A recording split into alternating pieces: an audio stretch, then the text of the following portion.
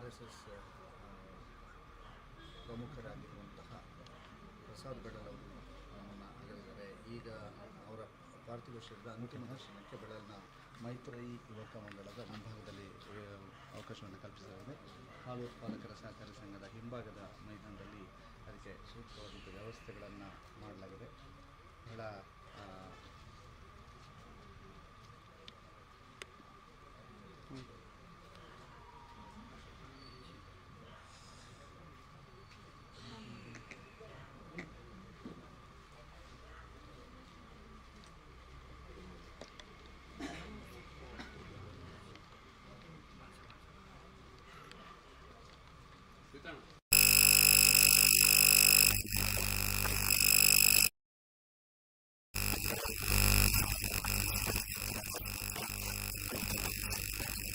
ತೆಗೆಸಲಾಗಿದೆ. ಈಗ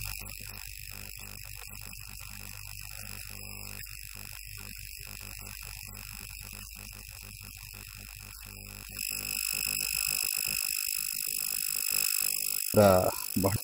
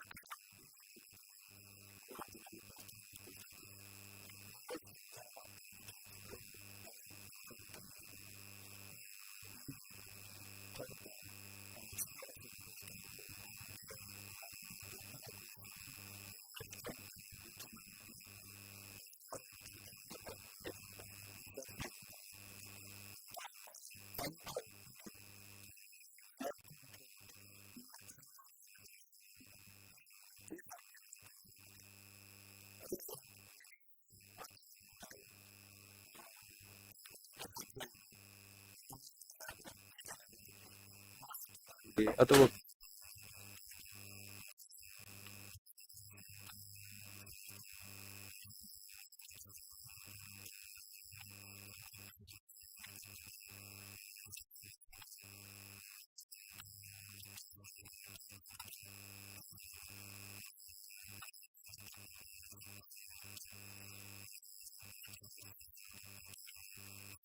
ತಲ್ಲ ಅನ್ನುವಂಥದ್ದು ನಲ್ಲಿ ಏನು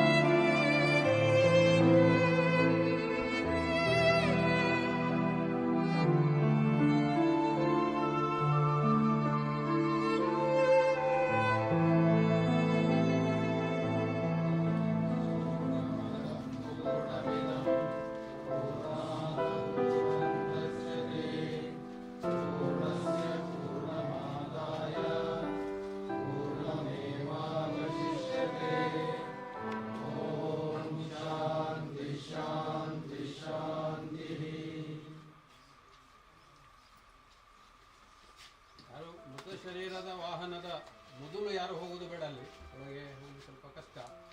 ಹಾಗಾಗಿ ಪ್ರಾರಂಭದಲ್ಲಿ ಅದೇ ವಾಹನ ಹೋಗಬೇಕು, ಆ್ಯಂಬುಲೆನ್ಸ್ ಹೋಗ್ತದೆ. ಸಾಧ್ಯ ಆದವರು ಅದರ ಹಿಂದಿನಿಂದ ವಾಹನಗಳಲ್ಲಿ ಹೋಗುವುದು ಹೆಚ್ಚು ಒಳ್ಳೆಯದು. ಹಾಗಾಗಿ ಮೊದಲಿಗೆ ಯಾರು ಆ ಕಡೆಗೆ ಹೋಗಬೇಕು.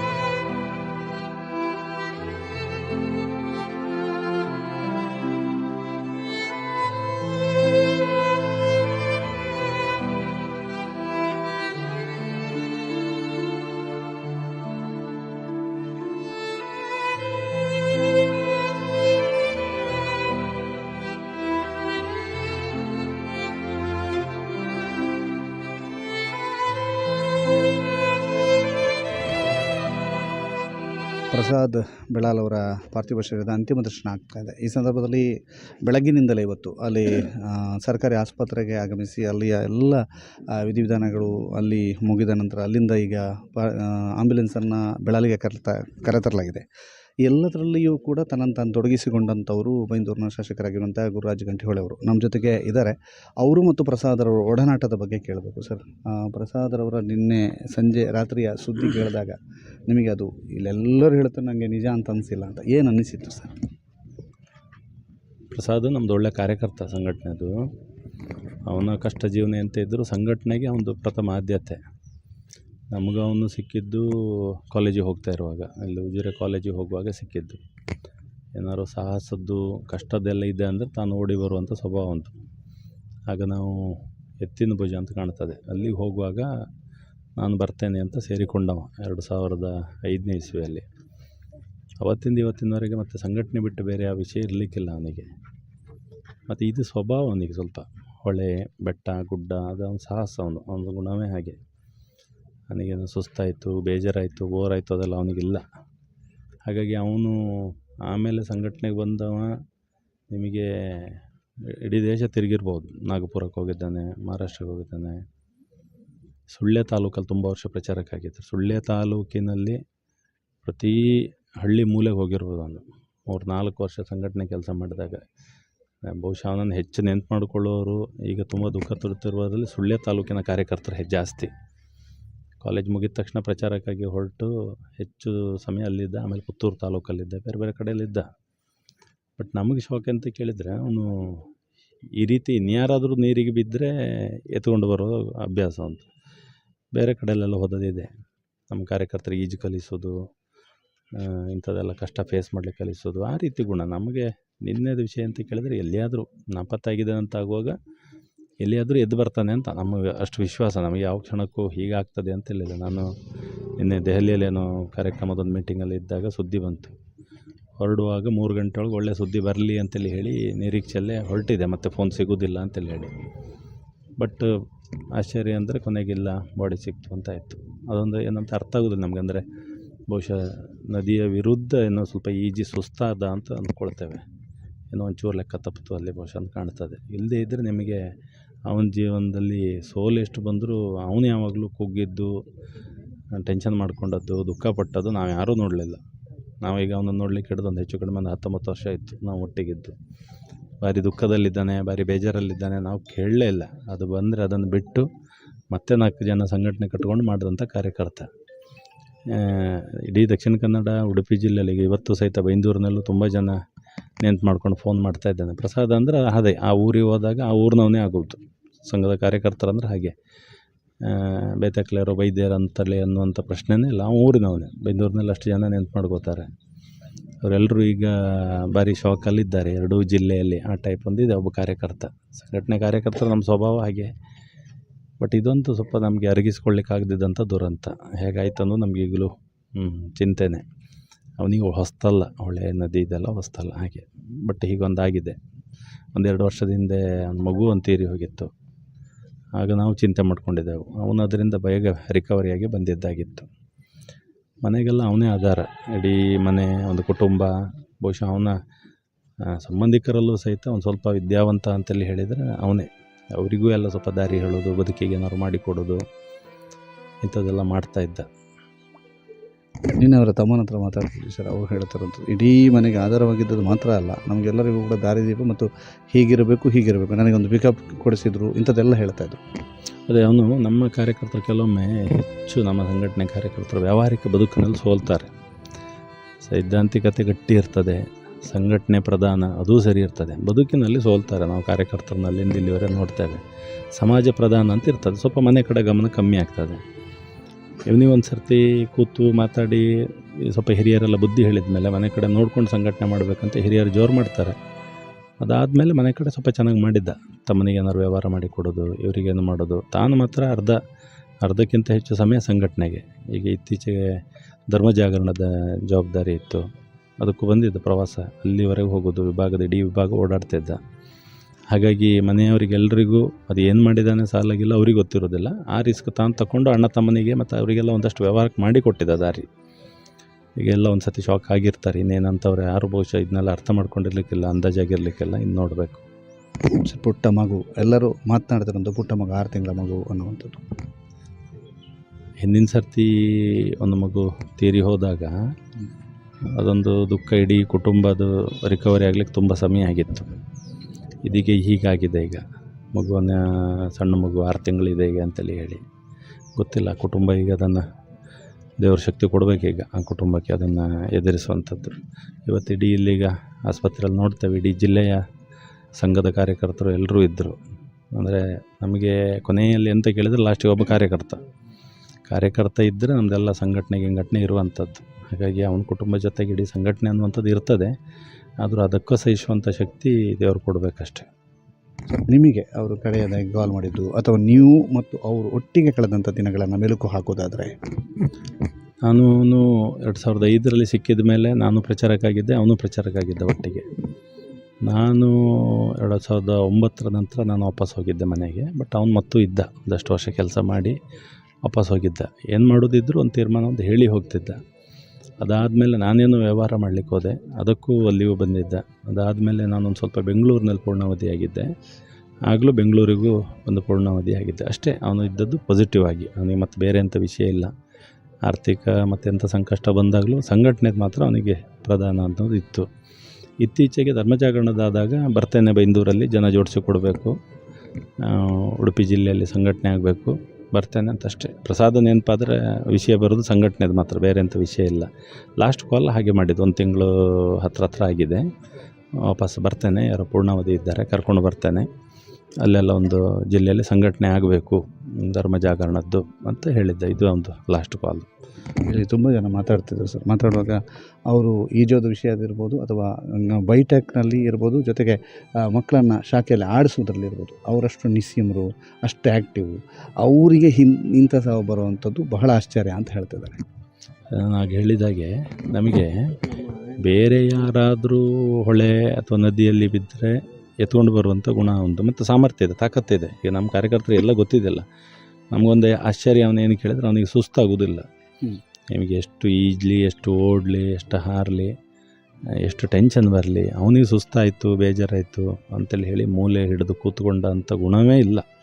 ನಮಗೆ ಈಗಲೂ ಇಂಥದ್ದೊಂದು ನಮ್ಮ ನಿರೀಕ್ಷೆಯಲ್ಲಿಲ್ಲ, ಅವನು ಜೀವನದಲ್ಲಿ ಎಣಿಸಿರ್ಲಿಕ್ಕಿಲ್ಲ, ಹೀಗೊಂದು ಆಗಿಬಿಡ್ತದೆ ಅಂತ ನಮಗೀಗಲೂ ಡೈಜೆಸ್ಟ್ ಮಾಡ್ಕೊಳ್ಳಿಕ್ಕಾಗೋದಿಲ್ಲ ಏನಾಗಿರ್ಬೋದು ಅಂತೇಳಿ ಹೇಳಿ. ಹಾಗಾಗಿ ಅವನು ಇನ್ನೊಂದು 4 ಜನರನ್ನು ಎತ್ತು ಹಾಕಿದ ಉದಾಹರಣೆ ನಮ್ಮ ಹತ್ರ ಇದೆ. ಯಾರೋ ಹೊಳೆಯೆಲ್ಲ ಮುಳುಗ್ತಾಯಿದ್ರು, ಬಳ್ಳಕ್ಕೆ ಹೋಗ್ತಾಯಿದ್ರು, ಹಿಡ್ದೆವು, ಕರ್ಕೊಂಡು ಬಂದೆವು, ಮಿತ್ತಪಾಡ್ಯ ಅಂತೇಳಿ ಹೇಳಿ ನಮಗೊಂದು ಫೋನ್ ಮಾಡಿ ಹೇಳೋದು, ಅದೆಲ್ಲವೂ ಮಾಡ್ತಿದ್ದವ. ಹಾಗಾಗಿ ಇದು ನಮಗೆ ಶಾಕೆ, ಅದಿನ್ನು ಈಗಲೂ ಶಾಕೆ. ಅವನ ಶರೀರವೂ ಹಾಗೆ. ಅವನು ಎಲ್ಲಿಯಾದರೂ ಒಂದು ಆಟಕ್ಕೆ ಇಳಿದ ಅಂತೇಳಿ ಹೇಳಿದರೆ ಅವನು ಹಾರ್ತಾನೆ ಇರ್ತಾನೆ ಅಂಥವನು. ಲೇಜಿ ಇಲ್ಲದವನು, ಅವನಿಗೆ ಉದಾಸೀನ ಅನ್ನೋದಿಲ್ಲ. ಹಾಗಾಗಿ ಇದನ್ನು ಅರ್ಥ ಮಾಡ್ಕೊಳ್ಳಿಕ್ಕೆ ಆಗೋದಿಲ್ಲ ನಮಗೆ, ಹಾಗಾಗಿದೆ. Thank you sir.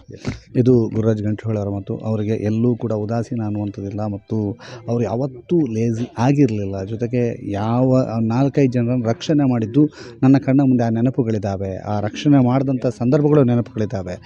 ಆತನೇ ಹೀಗಾಗ್ತಾನೆ ಅನ್ನುವಂಥದ್ದು ನಾವು ಯಾವತ್ತೂ ಕೂಡ ಅಂದುಕೊಂಡಿರಲಿಲ್ಲ. ಇದು ನಮಗೆ ಅರಗಿಸಿಕೊಳ್ಳಲಾಗದಂತಹ ನೋವು ಅನ್ನುವಂಥದ್ದನ್ನು ಹೇಳ್ತಾರೆ.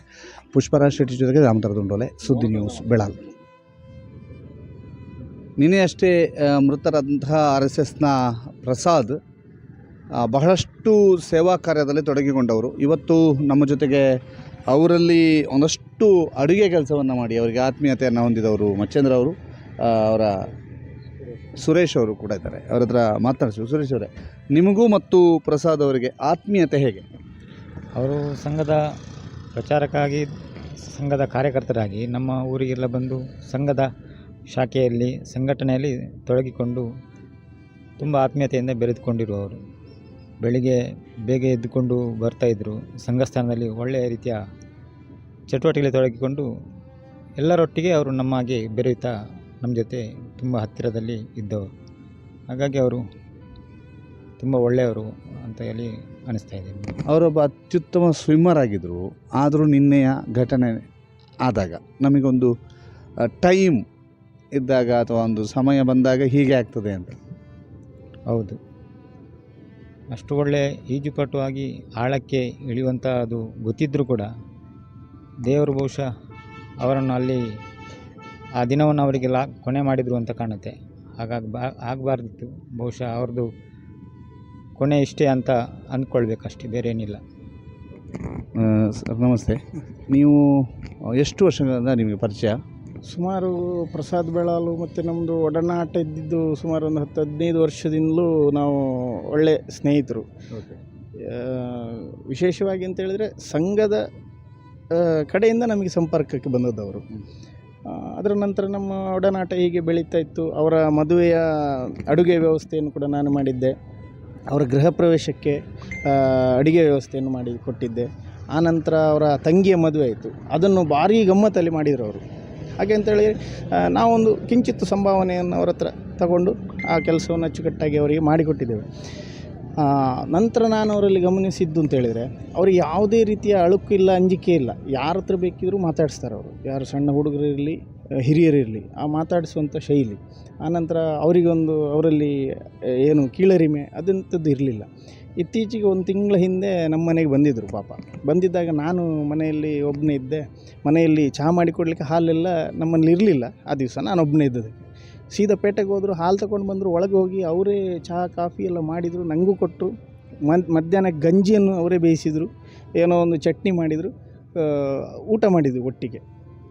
ಗಟ್ಟಿ ನಿದ್ದೆ ಮಾಡಿಕೊಂಡು ನನಗೆ ಒಂದು ಸಂಘದ ಕೆಲಸ ಇದೆ, ಯಾರನ್ನು ಸಂಪರ್ಕ ಮಾಡಬೇಕು ಅಂತೇಳಿ ಅಲ್ಲಿಂದ ಎದ್ದು ಹೋಗಿದ್ದಾರೆ. ಅಷ್ಟು ನಮ್ಮ ಮನೆಗೆ ಮತ್ತು ಅವರಿಗೂ ಒಳ್ಳೆಯ ಒಂದು ಒಡನಾಟ ಇತ್ತು. ಅಂಥ ಒಂದು ವ್ಯಕ್ತಿಯನ್ನು ಕಳ್ಕೊಂಡು ನಿನ್ನೆ ನನಗೆ ಆ ಸುದ್ದಿ ಕೇಳಬೇಕಿದ್ರೆ ತುಂಬ ಆಘಾತ ಆಯಿತು. ಈಗಲೂ ನಾನೊಂಥರ ಆ ಒಂದು ನೋವಲ್ಲಿ ನನಗೆ ಏನು ಇವತ್ತಿನ ಇಡೀ ಕೆಲಸ ಕಾರ್ಯಗಳು ನಂದು ಒಂದು ಸ್ವಲ್ಪ ಬಾಕಿಯಾಗಿದೆ. ಹಾಗೆ ಅಷ್ಟು ಒಳ್ಳೆಯ ವ್ಯಕ್ತಿ, ಅವರನ್ನು ಕಳ್ಕೊಂಡು ಸಮಾಜಕ್ಕೆ ತುಂಬ ನಷ್ಟ ಅಂತ ಹೇಳಬಹುದು. ಸರ್, ಈಗ ಅವರು ಬಹಳ ಒಡನಾಟವನ್ನು ನೀವು ಹೊಂದಿದ್ರಿ. ನಿಮ್ಮ ಫ್ಯಾಮಿಲಿಯವರು ಕೂಡ ಅವ್ರ ಜೊತೆಗೆ ಒಂದು ಆತ್ಮೀಯತೆಯಿಂದ ಇದ್ದರು. ನಿನ್ನೆ ಸುದ್ದಿ ಕೇಳಿದ್ರೆ ನಿಮ್ಮ ಫ್ಯಾಮಿಲಿಯಲ್ಲಿ ಹೇಗಿತ್ತು? ತುಂಬ ಆಘಾತ ಆಯಿತು. ಅಂದರೆ ಅಮ್ಮ ನೆನಪು ಮಾಡಿಕೊಂಡ್ರು. ಅಂದರೆ ನಾನು ಅವರ ಅಮ್ಮ ಇರಲಿಲ್ಲ ಮನೆಯಲ್ಲಿ. ಆಗ ನಾನು ಫೋನ್ ಮಾಡಿ ಹೇಳಿದ್ದೆ, ಹೀಗೀಗೆ ಪ್ರಸಾದರೆಲ್ಲ ಬಂದಿದ್ರು ಹೀಗೀಗೆ ಅಂತ.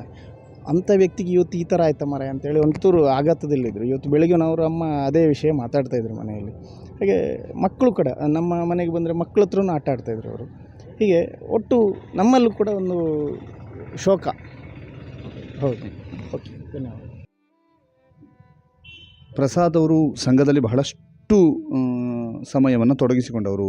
7 ವರ್ಷ ಮನೆ ಬಿಟ್ಟು ಪ್ರಚಾರಕ್ಕಾಗಿ ಮಂಡ್ಯ, ಚಾಮರಾಜನಗರ, ಮೈಸೂರು, ಸುಳ್ಯ, ಪುತ್ತೂರೆಲ್ಲ ದುಡಿದಾರೆ ಅಂತ. ಈಗ ಅವರ ಈ ಒಂದು ಪಾರ್ಥಿವ ಶರೀರವನ್ನು ನೋಡೋದಕ್ಕೆ ಬಂದಿರುವಂಥವ್ರು ತುಂಬ ಜನ. ಸರ್ ನಮಸ್ತೆ, ತಮ್ಮ ಹೆಸರು? ಲಕ್ಷ್ಮಣ ಇಲ್ಲಂತಿಲ್ಲ. ಏನು ಹೇಳ್ತೀರಿ ಪ್ರಸಾದ್ ಅವರ ಬಗ್ಗೆ? ಪ್ರಸಾದ್ ಒಬ್ಬರು ಸಂಘಟನಾ ಚತುರ. ಅವರು ನಾವು ಮುಂಚೆ ಸಾಂಘಿಕ ಸಮಯದಲ್ಲಿ ಎಲ್ಲ ನಮ್ಮ ಇಲ್ಲಂತಿಲ ಕಡೆ ಎಲ್ಲ ಓಡಾಟ ಎಲ್ಲ ಭಾರಿ ಚೆನ್ನಾಗಿತ್ತು. ಸರ್ ನಮಸ್ತೆ, ತಮ್ಮ ಹೆಸರು? ಸುಂದರ ಅಂತ, ಇಳಂತಿಲ. ತುಂಬ ಒಡನಾಟದಲ್ಲಿದ್ದರು, ಬಹಳ ಆತ್ಮೀಯತೆಯಿಂದ ವರ್ತಿಸುವವರು ಮತ್ತು ಶ್ರಮಜೀವಿ. ಯಾವುದಕ್ಕೂ ಹಿಂದೆ ನಿಲ್ಲುವಂಥ ವ್ಯಕ್ತಿ ಅಲ್ಲ. ಯಾರಲ್ಲೂ ಯಾವುದೇ ಕೆಲಸ ಇರಲಿ ಅಲ್ಲಿ ಅವ್ರ ಹತ್ರ ಹೇಳುವ ಮೊದಲು ಹೋಗಿ ತೊಡಗಿಸಿಕೊಂಡು ಮಾಡುವವರು. ಉಳಿದವರಿಗೆ ಹೇಳುವುದು ಮತ್ತೆ ಅಂಥ ವ್ಯಕ್ತಿ. ಆಕಸ್ಮಿಕವಾಗಿ ಹೋದ್ದು ಬಹಳ ತುಂಬಲಾರದ್ದು ಅಂತ ಹೇಳಿ. ತಮ್ಮ ಹೆಸರು? ಇಲ್ಲ ಅಂತೇಳಿ. ಪ್ರಸಾದರ ಪರಿಚಯ ನಮಗೆ 2009 ಈ ಸಮಯದಲ್ಲಿ, ಸಾಂಘಿಕನ ಸಮಯದಲ್ಲಿ ನಮ್ಮ ತಾಲೂಕು ಸಂಪರ್ಕ ಸಮಯದಲ್ಲಿ ಅವರು ಯಾವ ರೀತಿ ಇದ್ರು ಅಂದರೆ, ನಮಗೆ ನಮ್ಮ ಮನೆಯ ಬಾಗಿಲು ಅವರಿಗೋಸ್ಕರ ತೆರೆದಿರ್ತಿತ್ತದು. ಅಂದರೆ ಬರುವ ಸಮಯ ನಮ್ಗೆ ಗೊತ್ತಿರಲಿಲ್ಲ. ಇದು ನಾವು ನೋಡಿದಂಥ ಪ್ರಸಾದರು. ರಾತ್ರಿ ಬರಬೇಕಿದ್ರೆ 12 ಗಂಟೆ 1 ಗಂಟೆ ನಾವು ಒಂದು ಅನ್ನದ ವ್ಯವಸ್ಥೆ ಒಂದು ಪಾತ್ರೆಯಲ್ಲಿ ಹಾಕಿಡ್ತಿದ್ದೆವು. ರಾತ್ರಿ 12 ಗಂಟೆ ಆದರೂ ಅವ್ರು ಬಂದು ಊಟ ಮಾಡಿ ಮತ್ತೆ ಮಲಗ್ತಿದ್ದರು. ಅವರಿಗೆ ಒಂದು ಕೋಣೆ ನಾವು ಫಿಕ್ಸ್ ಮಾಡಿರ್ತದೆ, ಕೋಣೆಯಲ್ಲಿ ಅವ್ರು ಮಲಗ್ತಿದ್ದದ್ದು. ಈ ರೀತಿಯ ಒಡನಾಟ ನಮ್ಮದು ಪ್ರಸಾದರದ್ದು. ಇವತ್ತು ನಮಗೆ ಒಂದು ದೊಡ್ಡ ಅಂದರೆ ಸಂಘಟನೆಗೆ ಪೂರಕವಾಗಿ ಏನೆಲ್ಲ ಅದಕ್ಕೆ ಪೂರಕವಾಗಿ ಕೆಲಸಗಳು ಆಗಬೇಕಿತ್ತು ಆ ಗ್ರಾಮದಲ್ಲಿ, ಆ ಗ್ರಾಮದ ಬೆಳವಣಿಗೆಗೆ ಒಂದು ವ್ಯಕ್ತಿತ್ವ ನಿರ್ಮಾಣದ ಕಾರ್ಯ ಆಗಿರ್ಬೋದು.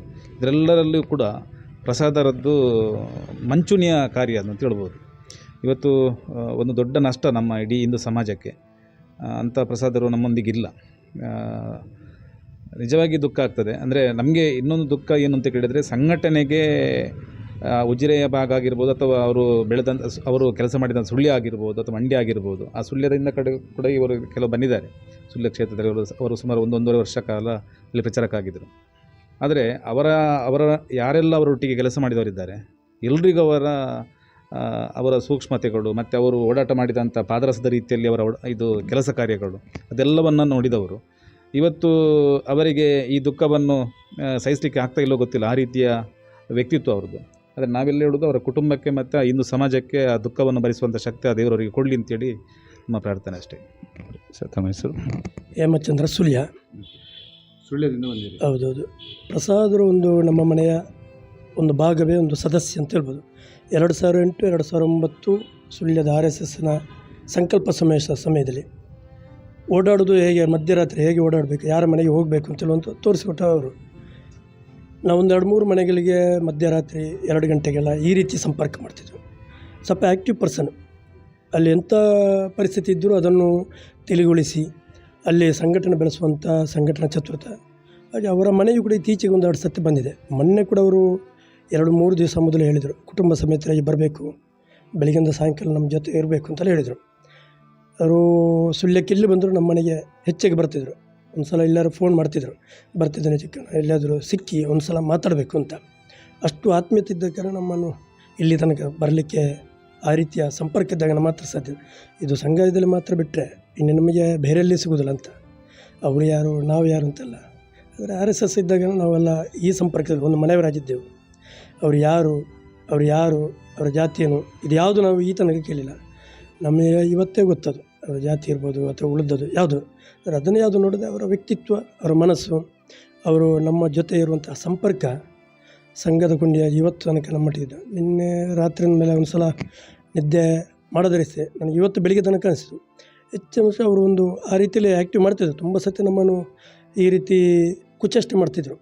ಕೆಲವು ಸತಿ ನದಿಯಲ್ಲಿ ಈಜಿ ಹಿಂದೆ ಕೆಳಗೆ ಹೋಗಿ ವಾಪಸ್ ಬರೋದು, ಈ ರೀತಿ ನಾನು ನೆನೆಸಿದೆ, ದೇವರು ಇವ್ರ ಜೊತೆ ಇರ್ತಾರೆ, ನಾಳೆ ಬೆಳಿಗ್ಗೆ ಉಪ್ಪಿನಂಗಲ್ಲಿ ಎದ್ದು ಬರ್ಬೋದು, ಒಂಥರ ಸಸ್ಪೆನ್ಸ್ ಆಗಿ ಉಳಿದವರಿಗೆ ಕೊಡ್ಬೋದು, ಆ ರೀತಿ ಹೇಳ್ತೇನೆ.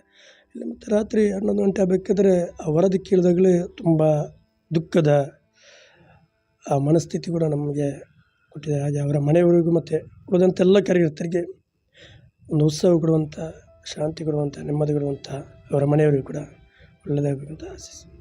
ಒಂದಷ್ಟು ಸಾಮಾಜಿಕ ಬರಹಗಳನ್ನು ಓದಿದೆ ನಾನು ತಾಣಗಳಲ್ಲಿ.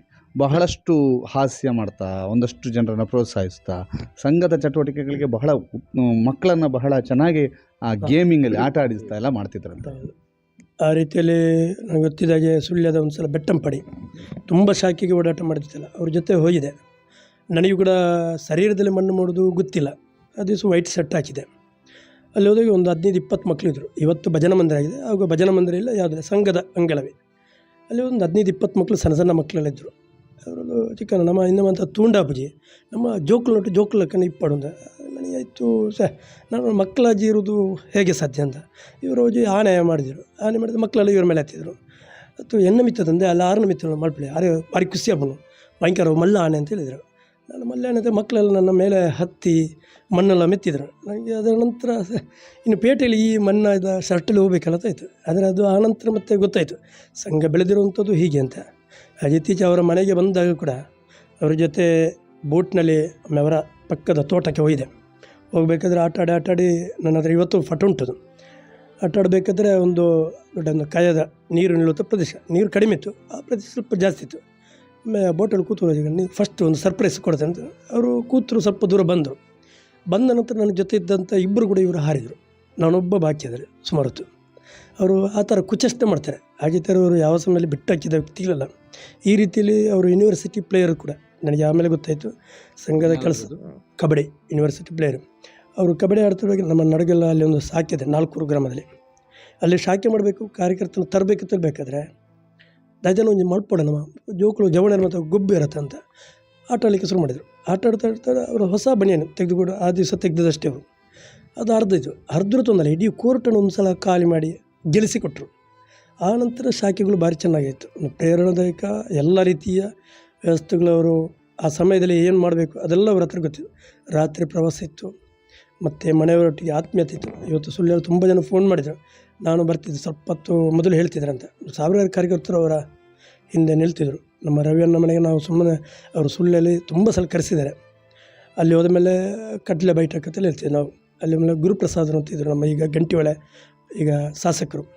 ಅವ್ರ ಜೊತೆಯಲ್ಲಿ ಬಂದು ಸುಮಾರು ಹೆಸರುಗಳು ಬರೀಲಿಕ್ಕೆ ಹೇಳ್ತಿದ್ರು. ಶಾರೀರಿಕ ಎಲ್ಲ ಪ್ರಮುಖರ ಹೆಸರು ಬರೀತಾ ಬರೀತಾ ಲಾಸ್ಟ್ ಇದ್ರು ನಿಗಲು ಪುಸ್ತಕ ಮಡಿಪ್ಲೆ ಚಹಾ ಕೊಡ್ತೀವಲ್ಲಿ ಅಂತ ರವಿಯನ್ನ ಹತ್ರ ಹೇಳ್ತಿದ್ರು. ಕಟ್ಲೆ ತಿಂದು ನಿಗಲು ಬೇಗ ಅರ್ಜೆಂಟ್ ಉಂಟು ನಿಗಲು ಪೋಲೆ ಅಂತ ಹೇಳ್ತಿದ್ರು. ನಮಗೆ ಆಗ ನಿರಾಸೆ ಆಗ್ತದೆ. ಆದರೆ ಸಂಘ ಇವತ್ತು ಬೆಳೆಸಿ ನಮ್ಮನ್ನೆಲ್ಲಿ ತರಲಿಕ್ಕೆ ಕಾರಣದ್ವಿ. ಆ ರೀತಿಯ ಪ್ರೇರಣೆ ಕೊಡುವಂಥ ಒಂದೊಂದು ಸಂಘಟನೆ ಈ ರೀತಿ. ಸರ್, ಇಂತಹ ಬೇರೆ ಬೇರೆ ಘಟನೆಗಳು ನಿಮಗೆ ನೆನಪಿರ್ಬೋದು. ನಂಗೆ ಗೊತ್ತಿರುವ ಹಾಗೆ ಸಾಂಘಿಕ ಸಮಾಜದಲ್ಲಿ ಈಗ ಚಿಕನ್ ಹಿಡಿದಾಗೆ ಆಟಗಳಲ್ಲಿ ಮಕ್ಕಳನ್ನ ತೊಡಗಿಸಿ, ನೀವು ಪ್ರಶ್ನೆಯನ್ನು ಕೇಳಿದ್ರಿ, ಅವರು ಹೇಗೆ ಮೋಟಿವೇಶನ್ ಮಾಡ್ತಿದ್ರು ಮಕ್ಕಳನ್ನು ಅಂತೇಳಿ. ಅಂದರೆ ಮಕ್ಕಳಲ್ಲಿ ಮಕ್ಕಳಾಗಿ ದೊಡ್ಡವರೊಂದಿಗೆ ದೊಡ್ಡವರಾಗಿ ಆ 1 ಗಂಟೆಯ ಶಾಖೆಯಲ್ಲಿ ಇಡೀ ಹುಡುಗರನ್ನು ಬೆವರಿಳಿಸಿ ಅವರು ಮಾಡ್ತಿದ್ದಂಥ ಆಟಗಳನ್ನು ನಾವು ನೋಡಿದಾಗ ನಮಗೆ ಆ ರೀತಿಯ ಸಂಘಟನೆ ಅಥವಾ ಆ ರೀತಿಯ ಒಂದು ಮಕ್ಕಳೊಟ್ಟಿಗೆ ಮಕ್ಕಳಾಗಿ ಇರುವಂಥದ್ದನ್ನು ತುಂಬ ಕಡಿಮೆ ನಾವು ನೋಡಿದ್ದು. ಅಂದರೆ ಅವರು ಬೆಳೆದ ರೀತಿ ಹಾಗೆ ಅಂತೇಳಿ ಘಟನೆಗಳು ತುಂಬ ಇದೆ. ನನಗೂ ಈಗಲೂ ನೆನಪಾಗೋದು ಸಾಂಘಿಕಿದ್ದೇ ಒಂದು 2-3 ಘಟನೆಗಳು ನೆನಪಾಗೋದು. ಅವರು ನಾವು ಮನೆಗೆ ಸಂಪರ್ಕಕ್ಕೆ ಹೋದಾಗ ಅದಕ್ಕೆ ಸಮಯ ನಮಗೆ ಮಾಮೂಲಾಗಿ ಹೋಗೋದು ಹೇಗೆ ಅಂತ ಹೇಳಿದರೆ ಒಂದು ಬೆಳಿಗ್ಗೆ 10 ಗಂಟೆ ರಾತ್ರಿ 10 ಗಂಟೆ ಒಳಗೆ ನಾವು ಮುಗಿಸಬೇಕು ಅಂತಿರೋದು ಪ್ರವಾಸ. ಏನಿದ್ರೆ ಸಂಪರ್ಕ ಇದ್ದರೂ ಕೂಡ ಹಾಗೆ. ಆದರೆ ಆ ಮನುಷ್ಯ ಹೇಗೆ ಅಂತ ಹೇಳಿದರೆ ಇವತ್ತಿಗೆ ಹೊರಟ್ರೆ ಮನೆಗೆ ನಂಗೆ ಗೊತ್ತಿಲ್ಲ, ಮನೆಗೆ ಹೋದದ್ದು ನಂಗೆ ನೆನಪು ಬರೋದಿಲ್ಲ. ಆ ಮನುಷ್ಯ ಅವರ ಮನೆಗೆ ಹೋದ್ದು ನೆನಪು ಬರೋದಿಲ್ಲ. ಯಾರಾದರೂ ರಾತ್ರಿ ಒಂದು ತಂಗಲಿಕ್ಕೆ ಒಂದು ಮನೆ ಬೇಕು ಅವರಿಗೆ. ಅದು ನಮ್ಮ ಮನೆ ಆಗಿರ್ಬೋದು, ಲಕ್ಷ್ಮಣ ಮನೆ ಆಗಿರ್ಬೋದು, ಕಾರ್ಯಕರ್ತರ ಮನೆ ಆಗಿರ್ಬೋದು, ಎಲ್ಲಿಯಾದ್ರೂ ಒಂದು ಮನೆಯಲ್ಲಿ ಅವರು ವಾಸ ಮಾಡ್ತಿದ್ರು, ನಿಲ್ತಾಯಿದ್ರು ಆ ಮನೆಯಲ್ಲಿ. ಬೆಳಗಿನ ತಿಂಡಿ ಆದ ನಂತರ ವಾಪಸ್ ಸಂಪರ್ಕವೇ. ಅಂದರೆ ಒಂದು ಮನೆ ಹೇಳ್ತಾರೆ ಹಿರಿಯರು ಹೇಳ್ತಿದ್ರು, ನಮ್ಮ ಮನೆಯ ಸಂಬಂಧ ಹೇಗಿರಬೇಕು ಅಂತ ಹೇಳಿದ್ರೆ ಅಡುಗೆ ಮನೆ ಸಂಬಂಧ ಇರಬೇಕು ಅಂತ. ಅಂದರೆ ಅಡುಗೆ ಮನೆಯೊಳಗೆ ಅಷ್ಟು ನಮಗೆ ಹತ್ತಿರ ಇರಬೇಕು ಅವರ ಮನೆ ಅಂತೇಳಿ. ಆ ಸಂಬಂಧಗಳು ಗಟ್ಟಿ ಉಳಿತಾ ಇತ್ತು ಅಂತೇಳಿ. ಇವರ ಸಂಪರ್ಕ ಮತ್ತು ಸಂಬಂಧಗಳು ಕೂಡ ಹಾಗೆ ಇತ್ತು. ಅಂದರೆ ನಾವು ಬಂದರೆ ರವಣ ಹೇಗಿದ್ರೆ ಜೈ ಶ್ರೀರಾಮ್ ಅಂತ ಹೇಳ್ತಿದ್ರು, ಸೀದಾ ಮನೆ ಒಳಗೆ ಹೋಗಿ ಅಮ್ಮ ಏನು ತಿಂಡಿ ಮಾಡಿದ್ರಿ ಅಂತ. ಅಂದರೆ ಅಡುಗೆಯ ಮನೆಯವರೆಗೆ ಹೋಗಿ ಮಾತಾಡಿಕೊಂಡಷ್ಟು ಬರುವಷ್ಟು ಸಲಿಗೆ ಇಲ್ಲಿ ಇದ್ದಂಥ ವ್ಯಕ್ತಿ ಪ್ರಸಾದರು. ಅದು ನನ್ನ ಮನೆ ಅಂತಲ್ಲ, ಸಾಮಾನ್ಯ ಎಲ್ಲ ಕಾರ್ಯಕರ್ತರ ಮನೆಯಲ್ಲೂ ಕೂಡ ಸಂಬಂಧಗಳು ಕೂಡ ಹಾಗೆ ಇತ್ತು. ಇವತ್ತು ಪ್ರಸಾದನ್ನು ಯಾಕೆ ಎಲ್ಲರಿಗೆ ಬೇಕು, ಅವರು ಯಾಕೆ ಎಲ್ಲರ ಮನಸ್ಸಲ್ಲಿ ನಿಂತಿದ್ದಾರೆ ಅನ್ನೋದಕ್ಕೆ ಒಂದು ಉದಾಹರಣೆ ಅದು ಕೂಡ ಅಂತೇಳಿ. ಎಲ್ಲರ ಮನೆಯಲ್ಲೂ ಕೂಡ ಅದು ನನ್ನ ಮನೆಯ ಹುಡುಗ, ನಮ್ಮ ಮನೆಯ ಹುಡುಗ ಅನ್ನೋ ರೀತಿಯಲ್ಲಿ ಅವರು ಇದ್ದದ್ದು. ಅದು ಎಲ್ಲರ ಮನಸ್ಸಿಗೆ ನೋವು ತರುವ ಸಂಗತಿ ಅಂತೇಳಿ. ಅವರ ಇವತ್ತು ನಮ್ಮೊಂದಿಗಿಲ್ಲ.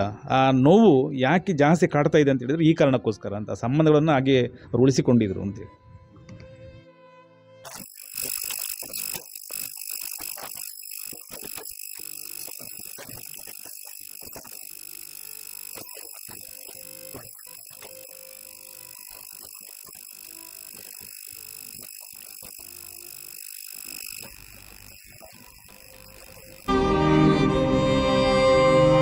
ಮನೆಗೆ ಅಂತ ಇದ್ದವರು ದೊಡ್ಡವರು ಅವರು, ಇವಾಗ ಅವರೇ ಇಲ್ಲ ಅಂದರೆ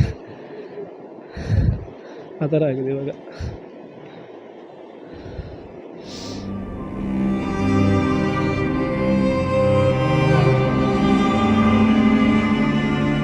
ಎಲ್ಲರನ್ನು ಬೆಳಗಿಸಬೇಕು, ಮನೆಯವರು ಒಟ್ಟಿಗೆ ಇರಬೇಕು, ಆಕಾಂಕ್ಷೆ ಕನಸೆಲ್ಲ ತುಂಬ ಇತ್ತು.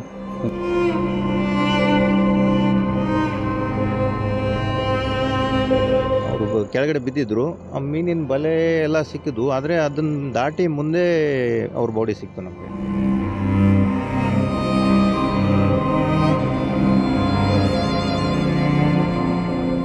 ಅಲ್ಲಿ ಮುಳುಗಿದ ಮತ್ತೆ ಎಳಿಲಿಕ್ಕೆ ಯಾರು ಇರಲಿಲ್ಲ ಅಲ್ಲ, ಅಲ್ಲಿ ಮುಳುಗಿದ್ರು ಅಷ್ಟೇ. ನೀರು ಕುಡಿಯೋಲಿಕ್ಕೆ ತುಂಬ ಹೊತ್ತು ಬೇಡ, ನೀವು ಬಾಯಿ ಹತ್ರ ನೀರು ಹೋದರೆ ಒಂದು 3 ಸೆಕೆಂಡು ಸಾಕು.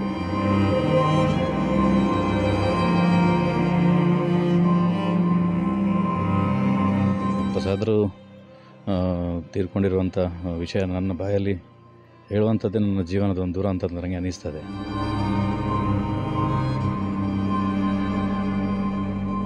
ಬೆಳಲಿನ ಸುರುಳಿಯ ಪ್ರಸಾದ್ ಅವರು ನೀರಿನಲ್ಲಿ ಮುಳುಗಿರುವಂತಹದ್ದು.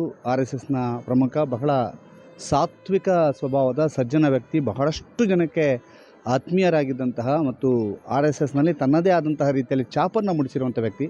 ಈಗ ನಾವು ಬೆಳಲಿನ ಸುರುಳಿಯಲ್ಲಿದ್ದೇವೆ. ನಾವು ಇಲ್ಲಿ ಜನ ಎಷ್ಟು ಸೇರಿದ್ದಾರೆ ಅನ್ನುವಂಥದ್ದನ್ನು ಕೂಡ ನಾವು ನಿಮಗೆ ತೋರಿಸ್ತಾ ಇದ್ವಿ. ಬಹಳಷ್ಟು ಜನ ಸೇರಿದ್ದಾರೆ. ಜೊತೆಗೆ ಈಗಾಗಲೇ ಅಲ್ಲಿ ಕಾರ್ಯಾಚರಣೆಯು ಕೂಡ ಮಾಡ್ತಾ ಇದ್ದಾರೆ. ಅಂದರೆ ಅವರಿಗೆ ಈಗ ಬಂದಿರುವಂಥ ಮಾಹಿತಿಯ ಪ್ರಕಾರ ಆ ಕಾರ್ಯಾಚರಣೆಯ ದೃಶ್ಯ ನಿಮಗೆ ಕಾಣ್ತಾ ಇದೆ. ದೂರದಲ್ಲಿ ಕಾರ್ಯಾಚರಣೆ ಮಾಡ್ತಿರುವಂತಹ ದೃಶ್ಯವನ್ನು ಕೂಡ ನಾವು ಈಗ ನಿಮಗೆ ತೋರಿಸ್ತಾ ಇದ್ದೀವಿ. ಇದು ಬೆಳಲಿನಲ್ಲಿ ಯಾವ ರೀತಿಯ ಕಾರ್ಯಾಚರಣೆ ಮಾಡ್ತಿದ್ದಾರೆ ಅನ್ನುವಂಥದ್ದು ಸುರುಳಿಯ ಒಂದು ಪ್ರದೇಶ. ಈ ಸ್ಥಳಕ್ಕೆ ಕೂಡಿಗೆ ಅಂತ ಹೆಸರು. ಕೂಡಿಗೆಯಲ್ಲಿ ಯಾವ ರೀತಿಯ ಕಾರ್ಯಾಚರಣೆ ಮಾಡ್ತಿದ್ದಾರೆ ಅನ್ನುವಂಥದ್ದನ್ನು ಕೂಡ ನೋಡ್ತಾ ಇದ್ದೀವಿ. ಅದರ ಜೊತೆಗೆ ತಮ್ಮ ವಸಂತ್ ಅವರು ನಮ್ಮ ಜೊತೆಗಿದ್ದಾರೆ. ಈ ಟೈಮ್ನಲ್ಲಿ ವಸಂತ್ ಅವರನ್ನು ಮಾತನಾಡಿಸುವಂಥದ್ದು ಅಲ್ಲ, ಆದರೂ ಕೂಡ ನಾವು ಯಾಕೆ ಮಾತನಾಡಿಸ್ತಿದ್ದೀವಿ ಅಂದರೆ ಬಹಳ ಒಂದು ಸಜ್ಜನ ವ್ಯಕ್ತಿ. ಪ್ರಸಾದ್ ಅವರಿಗೆ ಏನಾಯಿತು ಅಂತ ಹೇಳಿ ನಮಗೆ ಕಾಲ್ ಮಾಡಿ ಕೇಳಿದವರಿದ್ದಾರೆ. ಈ ಹಿನ್ನೆಲೆಯಲ್ಲಿ ಈ ತಡರಾತ್ರಿ ಇಲ್ಲಿಗೆ ಆಗಮಿಸಿದ್ದೇವೆ ನಾವು. ಯಾಕೆ ಅಂತಂದರೆ ಅವರ ಬಗ್ಗೆ ವಿಚಾರಿಸುವಂಥವ್ರು ತುಂಬ ಜನ ಇದ್ದಾರೆ, ತುಂಬ ಜನ ನಮ್ಮ ಹತ್ರ ಅವ್ರ ಬಗ್ಗೆ ವಿಚಾರಿಸಿದ್ದಾರೆ. ಈ ಹಿನ್ನೆಲೆಯಲ್ಲಿ ಇಲ್ಲಿಗೆ ಬಂದಿರುವಂಥದ್ದು. ವಸಂತ್ ಅವರೇ, ನೀವು ಇದು ಹೇಗಾಯಿತು ಮತ್ತು ಅವರು ಯಾರ್ಯಾರು ಇಲ್ಲಿಗೆ ಬಂದದ್ದು? ಅನ್ನ, ಪ್ರಸಾದನ್ನ ಮತ್ತು ಇಬ್ಬರು ಭಾವಂದಿರು. ನಾನು ಇರಲಿಲ್ಲ, ನಾನು ಉಪ್ಪಿನಂಗಡಿಯಲ್ಲಿದ್ದೆ. ನನಗೆ ಒಂದು 6:45 7 ಗಂಟೆ ಕಾಲ್ ಮಾಡಿ ತಿಳಿಸಿದರು. ಈಗ ಸೀದಾ ಮನೆಗೂ ಹೋಗಲಿಲ್ಲ, ನಾನೀಗ ಸೀದಾ ಉಪ್ಪಿನಂಗಡಿಯಿಂದ ಇಲ್ಲಿಗೆ ಬಂದಿದ್ದು. ನದಿಗೆ ಏನಂತ ಯಾರು ಹೇಳಿದ್ದು ನಿಮಗೆ? ನನಗೆ ಬಾವ ಫೋನ್ ಮಾಡಿ ಹೇಳಿದರು, ಈ ಥರ ಬಲೆ ಬಿಡಲಿಕ್ಕೆ ಹೋಗಿದ್ದೇವೆ ನಾವು 3 ಜನ. ಬಾವ ನೀರಲ್ಲಿ ಮುಳುಗಿದ್ರು, ಬರಲೇ ಇಲ್ಲ, ಎದ್ದೇ ಇರಲಿಲ್ಲ ಅಂತ. ಅದನ್ನು ಕೇಳಿ ನಾನು ಸೀದಾ ಬಂದೆ. ಹೀಗೆ ಬರ್ತಾ ಇರ್ತಾರಾ? ಯಾವತ್ತಾದ್ರೂ ಒಂದೊಂದು ಸಾರಿ ಬರ್ತಾ ಇರ್ತಾರೆ, ಮನೇಲಿದ್ದರೆ ಫ್ರೀ ಆಗಿದ್ದರೆ ಬರ್ತಾ ಇರ್ತಾರೆ. ಅವರಿಗೆ ಈಜೋದಕ್ಕೆ ಬರೋದಿಲ್ವಾ? ಈಜೋದಕ್ಕೆ ಬರ್ತದೆ. ಈಗ ನೀರು ತುಂಬ ಇದೆಯಾ? ನೀರು ತುಂಬ ಅಂದರೆ ಇಲ್ಲಿ ಒಂದು ಮುಳುಗುವಷ್ಟು ನೀರು ಇರ್ಬೋದು, ಒಂದು ಮುಳುಗಿದ ಜಾಸ್ತಿ ನೀರು ಇರ್ಬೋದು. ಮುಳುಗುವಷ್ಟು ನೀರಿದೆ. ಇಂಥ ನೀರಿನಲ್ಲಿ ಅವರು ಈ ಹಿಂದೆ ಈಜಿರಲಿಲ್ವಾ? ಈಜಿದ್ರು. ಏನಾದರೂ ಬಲೆ ಕಾಲಿಗೆ ಸಿಕ್ಕಾಕೊಂಡಿದೆ ಅಂಥದ್ದೇನಾದರೂ ಹೇಳಿದ್ರ ಭಾವನವರು? ಎಂತ ಅಂಥದ್ದೇನೂ ಇರಲಿಲ್ಲ ನನಗೆ. ಬಲೆಯಲ್ಲಿ ಸಿಕ್ಕಾಕೊಂಡದಲ್ಲ? ಸಿಕ್ಕಾಕೊಂಡಲ್ಲ. ಅವರು ಎಂತ ಮಾಡ್ತಿದ್ರು? ಅವು PWD road contractor, tender contractor. ಮತ್ತು ಕೃಷಿ ಮನೆಯಲ್ಲಿ ಇರ್ತಿದ್ರು. ಬಿಡುವಿನ ಟೈಮಲ್ಲಿ ಮನೆಯಲ್ಲಿ ಇರ್ತಿದ್ರು. RSSನಲ್ಲಿ ಬಹಳಷ್ಟು ಕೆಲಸ ಮಾಡಿದ್ದಾರೆ. ತುಂಬ ಕೆಲಸ ಇರಲಿಲ್ಲ ಮನೆಯಲ್ಲಿ ಅವರು? ತುಂಬ ಕಮ್ಮಿ. ಅವರಿಗೆ ಎಷ್ಟು ಜನ ಮಕ್ಕಳು? ಮದುವೆ ಆಗಿದೆಯಾ? ಮದುವೆ ಆಗಿ 1-2 ವರ್ಷ ಆಯಿತು. ಒಂದು ಗಂಡು ಮಗಿದೆ, 6 ತಿಂಗಳದ್ದು. 6 ತಿಂಗಳ ಗಂಡು. ಅತ್ತಿಗೆ ಹೆಸರು ಸುಜಾತ ಅಂತ. ಈಗ ಮನೆಯವರಿಗೆ ಗೊತ್ತಾಗಿದೆಯಾ? ಮನೆಯವರಿಗೆ ಗೊತ್ತಾಗಿದೆ. ವಿಷಯವನ್ನು ನನಗೆ ಫೋನ್ ಮಾಡಿ, ಭಾವನವರು ಮನೆಗೆ ಫೋನ್ ಮಾಡಿ ತಿಳಿಸಿದ್ದಾರೆ. ಅವರಿಗೆ ಗೊತ್ತಾಗಿರ್ಬೋದು. ನಿಮ್ಮ ತಂದೆಯವರ ಹೆಸರೇನು? ಓಡಿಯಪ್ಪ ಅಂತ. ಹೌದು. ತಾಯಿ ಅಪ್ಪಿ ಅಂತ. ಇಬ್ಬರು ಇದ್ದಾರೆ, ಮನೆಯಲ್ಲಿದ್ದಾರೆ. ಈಗ ನೀವು ಎಷ್ಟು ಜನ ಸಹೋದರರು? ನಾವು 3 ಜನ. ಸಹೋದರಿಯರಿಬ್ಬರಾ? ಹಾಂ, ಸಹೋದರರಿಬ್ಬರು. ಈಗ ಮನೆಯಲ್ಲೆಲ್ಲ ಹೇಗಿರ್ತಿದ್ರು? ಇಡೀ ಮನೆಗೆ ಇವರು ಆಧಾರ ಸ್ತಂಭ ಆಗಿದ್ರು, ಹೌದಾ? ಹೌದು. ಹೇಗೆ ಅಂದರೆ ಒಳ್ಳೆಯ ಇದರಲ್ಲಿ ನಾವು ಅವರೇ ಒಬ್ಬರು ಇದು ಮನೆಯ ಜವಾಬ್ದಾರಿ ಎಲ್ಲ ತೆಗೊಳ್ತಾ ಇದ್ರು. ಹಾಗೆ ಇಡೀ ಮನೆಯ ಜವಾಬ್ದಾರಿ ಅವರ ಹತ್ರ ಇತ್ತು. ಹೌದು. ನಿಮ್ಮ ಮನೆ ಒಂದು ಏಳಿಗೆಯ ಪಥದಲ್ಲಿ ಸಾಗಲಿಕ್ಕೆ ಅವರು ಪ್ರಮುಖ ಕಾರಣ ಅವರೇ. ಹೌದು. ನಿಮ್ಮಲ್ಲಿ ತುಂಬ ಓದಿದ್ರು ಅವರು? ಹಾಂ, ತುಂಬ ಓದಿದ್ರು. ಎಷ್ಟು ಓದಿದ್ರು? ಡಿಗ್ರಿಯನ್ನು ಮುಗಿಸಿದ್ರು. ಅವರಿಗೆ ಒಂದು ನಿಮ್ಮೆಲ್ಲರನ್ನು ಕೂಡ ಬೆಳಗಿಸಬೇಕು, ನೀವೆಲ್ಲರೂ ಕೂಡ ಲೈಫಲ್ಲಿ ಬರಬೇಕು ಅನ್ನೋ ಒಂದು ಇದಿತ್ತು. ಹೇಗೆ? ಎಲ್ಲರನ್ನು ಬೆಳಗಿಸಬೇಕು, ಮನೆಯವರು ಒಟ್ಟಿಗೆ ಇರಬೇಕು, ಆಕಾಂಕ್ಷೆ ಕನಸೆಲ್ಲ ತುಂಬ ಇತ್ತು. ನಿಮಗೆಲ್ಲ ಏನು ಹೇಳ್ತಿದ್ರು? ನಾವು ಏನಾದರೂ ತಪ್ಪು ದಾರಿ ಇದ್ದರೆ ಈ ಥರ ಮಾಡಬಾರ್ದು, ರಾತ್ರಿ ಒಂದು ಬೆಳಿಗ್ಗೆ ಇಲ್ಲಾದರೆ ಬುದ್ಧಿವಾದ ಇರುವುದು, ಒಂದು ಅರ್ಧ ಗಂಟೆ ಒಂದು ಕೂತ್ಕೊಳ್ಳಿ ಎಲ್ಲರೂ ಮಾತಾಡೋದು ಎಲ್ಲ ಇರ್ತಿತ್ತು. ನಿಮ್ಮ ಮನೆಯ ಹಿರಿಯ ಅಣ್ಣ? ಅವರು ಬಹಳ ಸಜ್ಜನ, ಅಂದರೆ ಸೌಮ್ಯ ಸ್ವಭಾವ. ಒಬ್ಬರಿಗೆ ಕೆಡುಕು ಬಗೆಯವರು ಅಂತೆಲ್ಲ, ಯಾರಿಗೂ ನೋವು ಇಷ್ಟರವರೆಗೆ ನೋವು ಮಾಡಿದವರಲ್ಲ. ಸ್ವಭಾವ ಸಜ್ಜನ ಒಂದು ಸ್ವಭಾವದವರು. ನಿಮ್ಮಲ್ಲಿ ಉಳಿದವರು ಯಾರು RSSನಲ್ಲಿ ಏನಾದರೂ ಕೆಲಸ ಮಾಡಿದ್ದೀರಾ ನೀವು? ಇಲ್ಲ. ಅವರೊಬ್ಬರೇ. ಅವರ ಕೆಲಸಕ್ಕೆ ನೀವು ಹೇಗೆ ಸಾಥ್ ನೀಡ್ತಾಯಿದ್ರಿ? ಸ್ಟಾರ್ಟಿಂಗ್ ಮನೆಗೆ ಬರೋದಿಲ್ಲ, ಬೇಡ ಹಾಗೆ ಈಗ ಅಂತ ಹೇಳ್ತಾಯಿದ್ರು ಅಪ್ಪನವರು. ಕ್ರಮೇಣ ಜನಸಂಪರ್ಕ ಒಳ್ಳೆ ಇದು ಮಾಡುವಾಗ ಮನೆಯವರು ನಮಗೂ ಕೂಡ ಒಂದು 4 ಜನ ಮನೆಗೆ ಬರುವಾಗ ತುಂಬ ಸಂತೋಷ ಆಗ್ತಾಯಿತ್ತು. ತುಂಬ ಸಂತೋಷ. ಯಾರೆಲ್ಲ ಬಂದಿದ್ರು? ತುಂಬ ಜನ ಬಂದಿದ್ರು, ದೊಡ್ಡ ದೊಡ್ಡ ವ್ಯಕ್ತಿಗಳೆಲ್ಲ, ರಾಜಕಾರಣಿಗಳೆಲ್ಲ. ಯಾವುದೇ ಒಂದು ಮನೆಯಲ್ಲಿ ಫಂಕ್ಷನ್ ಆದರೂ ಕೂಡ ತುಂಬ ಜನ ಬರ್ತಾರೆ. ಹೀಗಾಗತ್ತೆ ಅನ್ನುವಂಥದ್ದು ಯಾರೂ ಕೂಡ ನೆನೆಸ್ಲಿಕ್ಕಿಲ್ಲ. ನೀವು ಇಲ್ಲಿ ಬಂದು ನೋಡಿದಾಗ ಬಂದು ನೋಡಿದಾಗ ಏನು ಏನು ಮಾಡಬೇಕಂತ ನನಗೆ ಕೈಕಾಲಿ ಥರ ಎಂತ ಮಾಡೋದು ಅಂತ ಗೊತ್ತಾಗ್ತಿಲ್ಲ. ಅಷ್ಟೆಲ್ಲ ಜನಾಂಗಲೇ ಮಾಡಿದರು, ನಾನು ಏನು ಮಾಡಲಿಲ್ಲ, ನಾನು ನಿಂತ್ಕೊಂಡದಷ್ಟೇ ಬಂದು. ಅವರು ಜನವನ್ನು ಸಂಪಾದಿಸಿರುವುದರ ಬಗ್ಗೆ ಏನು ಹೇಳ್ತೀರಿ? ತುಂಬ ಹೆಮ್ಮೆ ಇದೆ, ತುಂಬ ಜನವನ್ನು ಸಂಪಾದನೆ ಮಾಡಿದ್ದಾರೆ. ಇದು ಅವರ ತಮ್ಮ ವಸಂತ್ ಅವರ ಮಾತು. ನಾನು ಮತ್ತೆ ಹೇಳ್ತೇನೆ, ಇದು ಟೈಮಲ್ಲ ಅವರನ್ನು ಮಾತನಾಡಿಸುವಂಥದ್ದು. ಯಾಕೆ ಮಾತಾಡಿಸ್ತಿದ್ದೇವೆ ಅಂತಂದರೆ, ನಮಗೆ ಕರೆಗಳು ಬರ್ತಾ ಇದ್ದಾವೆ.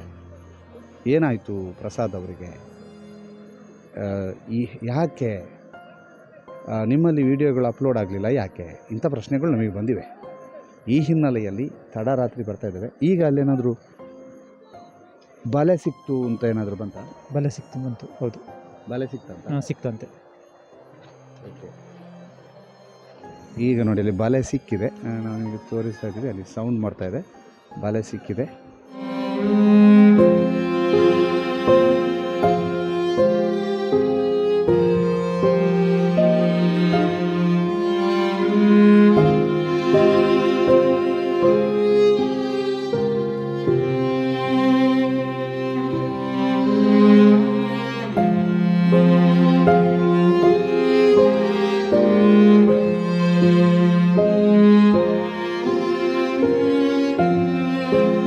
RSSನಲ್ಲಿ 7 ವರ್ಷ ಪ್ರಚಾರಕರಾಗಿದ್ದವರು ಪ್ರಸಾದ್ ಅವರು RSSನಲ್ಲಿ ಏನೆಲ್ಲ ಮಾಡ್ಯಾರೆ, 7 ವರ್ಷ ಹೇಗಿದ್ದರು ಅನ್ನುವಂಥದ್ದನ್ನು ಹೇಳೋದಕ್ಕೆ ಅವ್ರ ಜೊತೆಗೆ ಅವರ ಸಹ ಪ್ರಚಾರಕ ಮತ್ತು ಅವ್ರ ಜೊತೆಗೆ ಪ್ರಚಾರಕರಾಗಿದ್ದವರು ಶಿವಪ್ರಸಾದ್ ಮಲೆಬೆಟ್ಟು.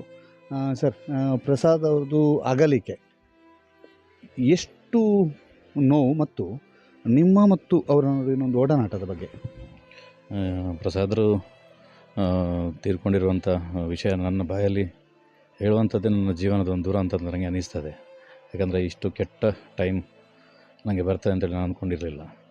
ಸುಮಾರು 2006ರಿಂದ ಅವರು 13ರವರೆಗೆ ಸಂಘದ ಫುಲ್ ಟೈಮ್ ಪ್ರಚಾರಕ್ಕಾಗಿದ್ದರು. ಕಾಸರಗೋಡಲ್ಲಿ, ಪುತ್ತೂರಲ್ಲಿ, ಮಂಡ್ಯದಲ್ಲಿ, ಆಮೇಲೆ ಸುಳ್ಯದಲ್ಲಿ ತಾಲೂಕು ಪ್ರಚಾರಕ್ಕಾಗಿ ಸಂಘದ ಕೆಲಸ ಮಾಡ್ತಾಯಿದ್ದರು ಸುಮಾರು ಒಂದು 7 ವರ್ಷಗಳ ಕಾಲ. ಆಮೇಲೂ ಕೂಡ ಸಂಘದ ಜವಾಬ್ದಾರಿಗಳಿತ್ತು. ಈಗ ಪ್ರಸ್ತುತ ಅವರು ಧರ್ಮ ಜಾಗರಣ ಸಂಘಟನೆಯದು ಜಿಲ್ಲೆಯ ಸಂಯೋಜಕರವರು, ಪ್ರೆಸೆಂಟ್ ಅವರು ಇಡೀ ಸಂಘದ ಶಿಕ್ಷಣ ಎಲ್ಲ ಮಾಡಿರುವಂಥದ್ದು. ಸಂಘಕ್ಕೆ ಇಡೀ ಮನೆಯನ್ನು ಅವರು ತೊಡಗಿಸಿಕೊಂಡಿದ್ದರು. ಅದೇ ರೀತಿಯಲ್ಲಿ ಎಲ್ಲ ಕಡೆ ಸಂಘಟನೆಗೋಸ್ಕರ ಓಡಾಡ್ತಿದ್ದರು. ತುಂಬ ಕಾರ್ಯಕರ್ತರ ಒಂದು ಪ್ರೀತಿಪಾತ್ರರಾಗಿದ್ದರು ಎಲ್ಲ ಭಾಗದಲ್ಲಿ. ಅದು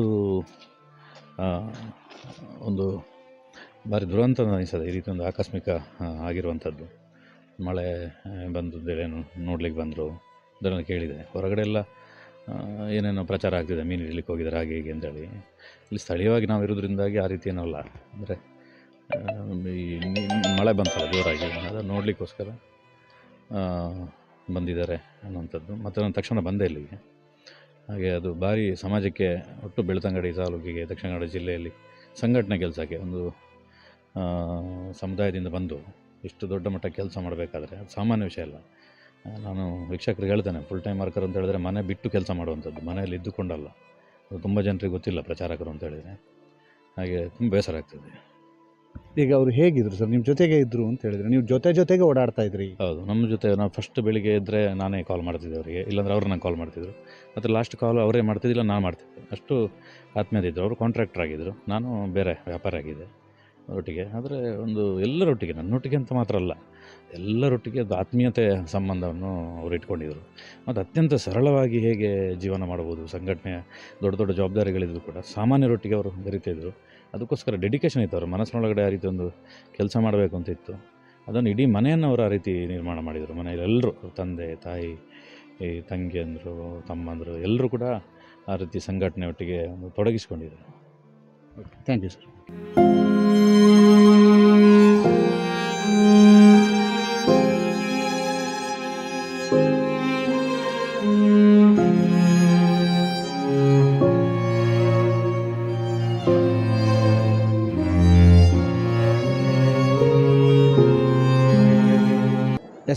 ಪ್ರಸಾದ್, RSSನ ಪ್ರಮುಖರಾಗಿರುವಂಥ ಪ್ರಸಾದ್ ಅವರ ಮೃತದೇಹ ಈಗ ನದಿಯಲ್ಲಿ ಪತ್ತೆಯಾಗಿದೆ.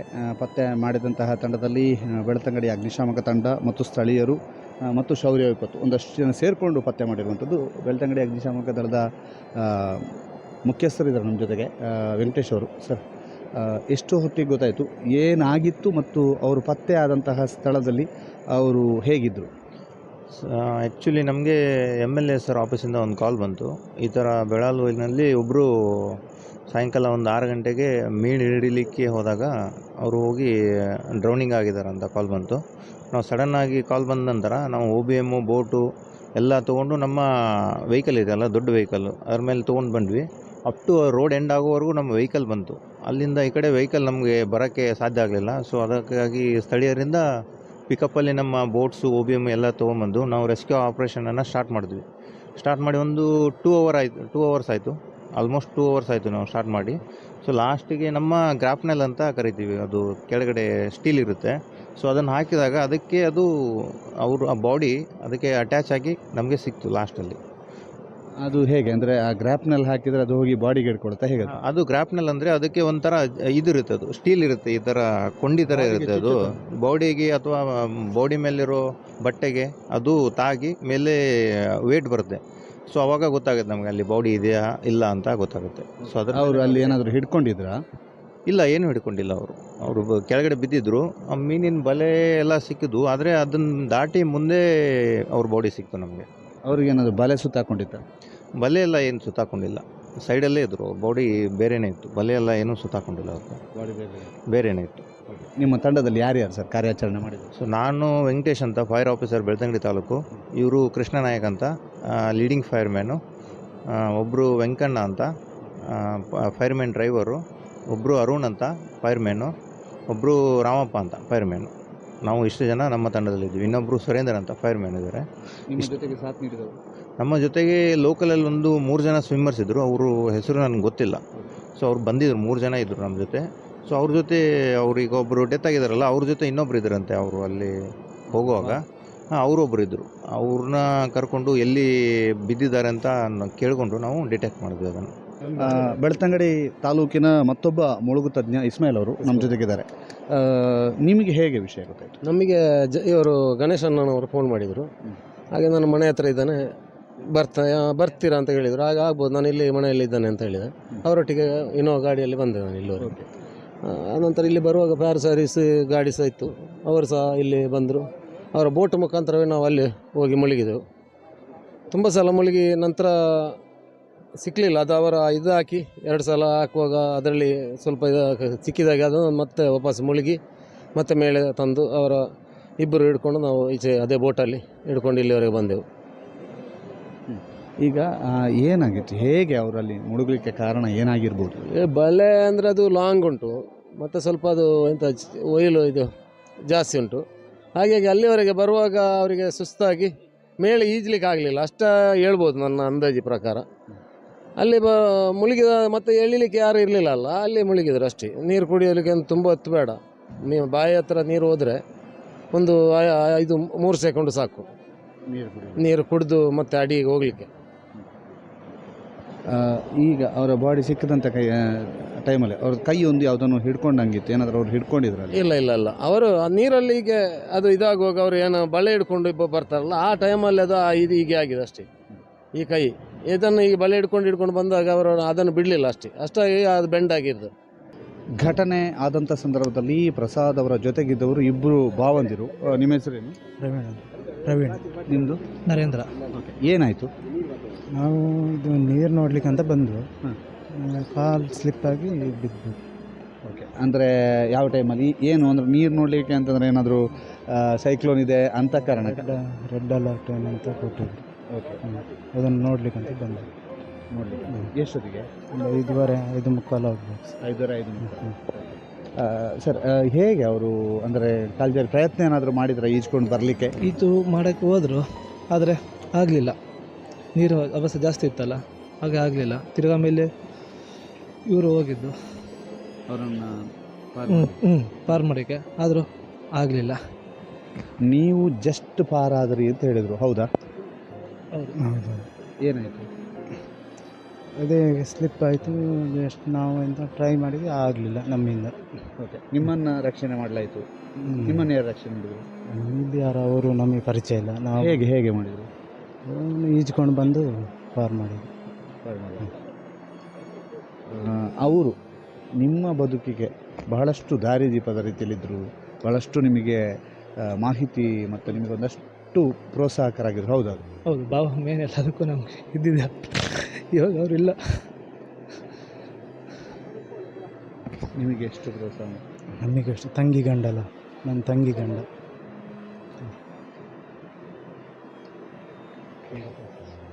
ತುಂಬ ಹೆಲ್ಪ್ ಮಾಡಿದ್ದಾರೆ. ಮನೆಗೆ ಅಂತ ಇದ್ದವರು ದೊಡ್ಡವರು ಅವರು, ಇವಾಗ ಅವರೇ ಇಲ್ಲ ಅಂದರೆ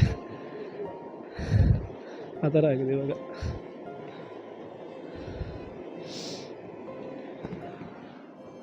ಇದು ಅವರ ಜೊತೆಗೆ ಹೋದವರಂತ ಮಾತು. ಅದರ ಜೊತೆಗೆ ಇಲ್ಲಿಯ RSS ಪ್ರಮುಖರು ಇರ್ಬೋದು, ಎಲ್ಲರೂ ಕೂಡ ಮಾತನಾಡಿದ್ದಾರೆ. ಪ್ರಸಾದ್ ಅವರ ಪಾರ್ಥಿವ ಶರೀರ ಈಗಾಗಲೇ ನದಿಯಲ್ಲಿ ಸಿಕ್ಕಿದ್ದು, ಅದನ್ನು ಮರಣೋತ್ತರ ಪರೀಕ್ಷೆಗಾಗಿ ಬೆಳ್ತಂಗಡಿಯ ಸರ್ಕಾರಿ ಆಸ್ಪತ್ರೆಗೆ ಕೊಂಡೊಯ್ಯಲಾಗಿದೆ. ನಾಳೆ ಅಂದರೆ ಡಿಸೆಂಬರ್ 3ನೇ ತಾರೀಕು ಇವತ್ತು ಬೆಳ್ತಂಗಡಿಯಲ್ಲಿ ಅವರ ಪಾರ್ಥಿವ ಶರೀರದ ಅಂತಿಮ ದರ್ಶನಕ್ಕೆ ವ್ಯವಸ್ಥೆಯನ್ನು ಕೂಡ ಮಾಡಲಾಗುತ್ತೆ. ಅದು ಸ್ಥಳ ಮತ್ತು ಇನ್ನಿತರ ಒಂದು ಎಲ್ಲೆಲ್ಲಿ ನಡೆಯುತ್ತೆ ಅನ್ನುವಂಥದ್ದು ಇನ್ನೂ ಕೂಡ ತಿಳಿಸ್ಬೇಕಷ್ಟೇ. ಈಗಿರುವಂಥ ಮಾಹಿತಿಯ ಪ್ರಕಾರ ಅವರದ್ದು ಪಾರ್ಥಿವ ಶರೀರದ ಅಂತ್ಯ ಸಂಸ್ಕಾರ ಮನೆಯಲ್ಲಿ ನಡೆಯುತ್ತೆ. ಅವರ ಪಾರ್ಥಿವ ಶರೀರದ ಅಂತಿಮ ದರ್ಶನಕ್ಕೆ ವ್ಯವಸ್ಥೆ ಬೆಳ್ತಂಗಡಿಯಲ್ಲಿ ಮಾಡಲಾಗತ್ತೆ ಅಂತ ಹೇಳಲಾಗ್ತದೆ.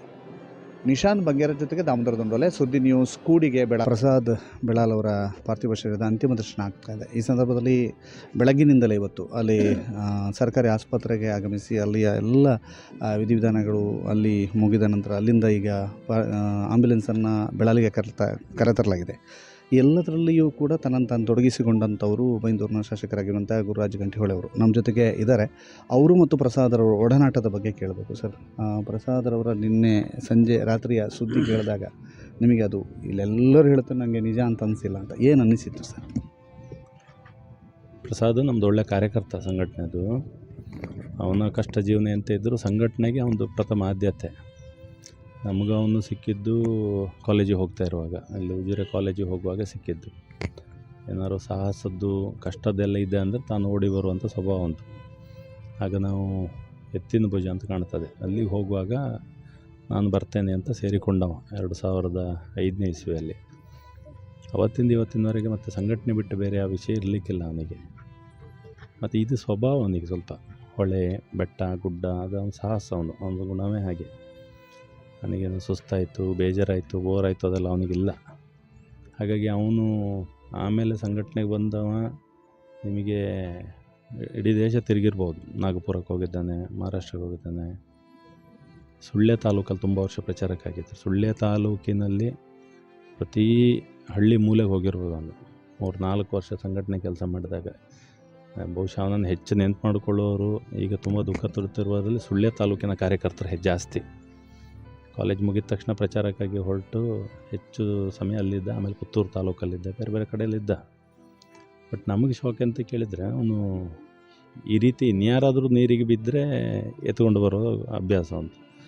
ಬೇರೆ ಕಡೆಯಲ್ಲೆಲ್ಲ ಹೋದದಿದೆ. ನಮ್ಮ ಕಾರ್ಯಕರ್ತರಿಗೆ ಈಜು ಕಲಿಸೋದು, ಇಂಥದ್ದೆಲ್ಲ ಕಷ್ಟ ಫೇಸ್ ಮಾಡಲಿಕ್ಕೆ ಕಲಿಸೋದು, ಆ ರೀತಿ ಗುಣ. ನಮಗೆ ನಿನ್ನೆದ ವಿಷಯ ಅಂತ ಕೇಳಿದರೆ ಎಲ್ಲಿಯಾದರೂ ನಾಪತ್ತಾಗಿದೆ ಅಂತ ಆಗುವಾಗ ಎಲ್ಲಿಯಾದರೂ ಎದ್ದು ಬರ್ತಾನೆ ಅಂತ ನಮಗೆ ಅಷ್ಟು ವಿಶ್ವಾಸ. ನಮಗೆ ಯಾವ ಕ್ಷಣಕ್ಕೂ ಹೀಗಾಗ್ತದೆ ಅಂತ ಹೇಳಿಲ್ಲ. ನಾನು ನಿನ್ನೆ ದೆಹಲಿಯಲ್ಲೇನೋ ಕಾರ್ಯಕ್ರಮದೊಂದು ಮೀಟಿಂಗಲ್ಲಿ ಇದ್ದಾಗ ಸುದ್ದಿ ಬಂತು. ಹೊರಡುವಾಗ 3 ಗಂಟೆ ಒಳಗೆ ಒಳ್ಳೆ ಸುದ್ದಿ ಬರಲಿ ಅಂತೇಳಿ ಹೇಳಿ ನಿರೀಕ್ಷೆಯಲ್ಲೇ ಹೊರಟಿದೆ, ಮತ್ತು ಫೋನ್ ಸಿಗೋದಿಲ್ಲ ಅಂತೇಳಿ ಹೇಳಿ. ಬಟ್ ಆಶ್ಚರ್ಯ ಅಂದರೆ ಕೊನೆಗಿಲ್ಲ, ಬಾಡಿ ಸಿಕ್ತು ಅಂತ ಆಯಿತು. ಅದೊಂದು ಏನಂತ ಅರ್ಥ ಆಗೋದಿಲ್ಲ ನಮಗೆ. ಅಂದರೆ ಬಹುಶಃ ನದಿಯ ವಿರುದ್ಧ ಏನೋ ಸ್ವಲ್ಪ ಈಜಿ ಸುಸ್ತಾದ ಅಂತ ಅಂದ್ಕೊಳ್ತೇವೆ. ಏನೋ ಒಂಚೂರು ಲೆಕ್ಕ ತಪ್ಪಿತು ಅಲ್ಲಿ ಬಹುಶಃ ಅಂತ ಕಾಣ್ತದೆ. ಇಲ್ಲದೇ ಇದ್ದರೆ ನಿಮಗೆ ಅವನ ಜೀವನದಲ್ಲಿ ಸೋಲು ಎಷ್ಟು ಬಂದರೂ ಅವನು ಯಾವಾಗಲೂ ಕುಗ್ಗಿದ್ದು, ಟೆನ್ಷನ್ ಮಾಡ್ಕೊಂಡದ್ದು, ದುಃಖಪಟ್ಟದ್ದು ನಾವು ಯಾರೂ ನೋಡಲಿಲ್ಲ. ನಾವೀಗ ಅವನನ್ನು ನೋಡಲಿಕ್ಕೆ ಹಿಡಿದೊಂದು ಹೆಚ್ಚು ಕಡಿಮೆ 19 ವರ್ಷ ಆಯಿತು ನಾವು ಒಟ್ಟಿಗಿದ್ದು. ಭಾರಿ ದುಃಖದಲ್ಲಿದ್ದಾನೆ, ಭಾರಿ ಬೇಜಾರಲ್ಲಿದ್ದಾನೆ, ನಾವು ಕೇಳಲೇ ಇಲ್ಲ. ಅದು ಬಂದರೆ ಅದನ್ನು ಬಿಟ್ಟು ಮತ್ತೆ 4 ಜನ ಸಂಘಟನೆ ಕಟ್ಕೊಂಡು ಮಾಡಿದಂಥ ಕಾರ್ಯಕರ್ತ. ಇಡೀ ದಕ್ಷಿಣ ಕನ್ನಡ, ಉಡುಪಿ ಜಿಲ್ಲೆಯಲ್ಲಿ ಇವತ್ತು ಸಹಿತ ಬೈಂದೂರಿನಲ್ಲೂ ತುಂಬ ಜನ ನೆನ್ಪು ಮಾಡ್ಕೊಂಡು ಫೋನ್ ಮಾಡ್ತಾಯಿದ್ದಾನೆ. ಪ್ರಸಾದ್ ಅಂದರೆ ಅದೇ ಆ ಊರಿಗೆ ಹೋದಾಗ ಆ ಊರಿನವನೇ ಆಗೋದು. ಸಂಘದ ಕಾರ್ಯಕರ್ತರಂದ್ರೆ ಹಾಗೆ ಬೇತಕ್ಲೇರೋ ವೈದ್ಯರು ಅಂತಲೇ ಅನ್ನುವಂಥ ಪ್ರಶ್ನೆನೇ ಇಲ್ಲ. ಅವ್ನು ಊರಿನವನೇ, ಬೆಂಗಳೂರಿನಲ್ಲಿ ಅಷ್ಟು ಜನ ನೆನ್ಪು ಮಾಡ್ಕೋತಾರೆ.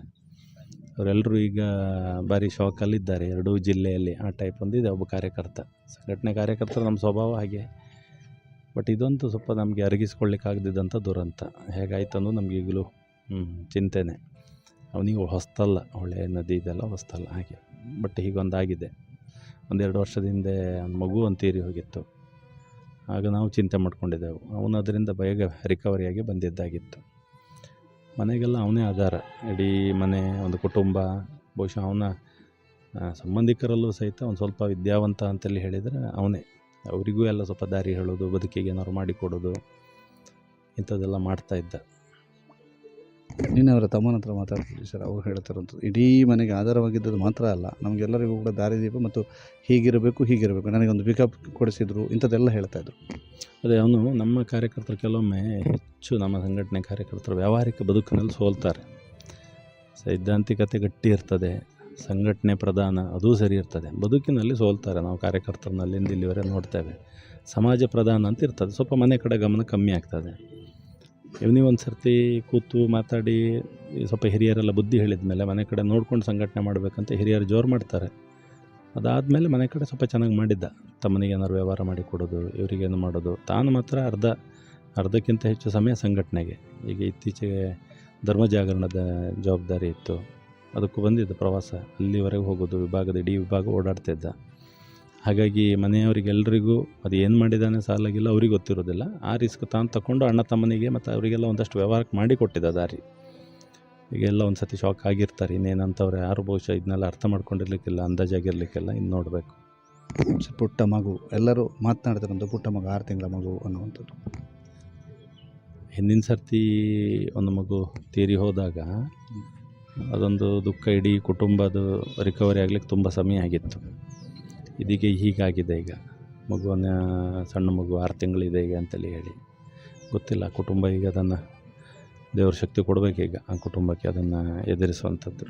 ಇವತ್ತು ಇಡೀ ಇಲ್ಲೀಗ ಆಸ್ಪತ್ರೆಯಲ್ಲಿ ನೋಡ್ತೇವೆ, ಇಡೀ ಜಿಲ್ಲೆಯ ಸಂಘದ ಕಾರ್ಯಕರ್ತರು ಎಲ್ಲರೂ ಇದ್ದರು.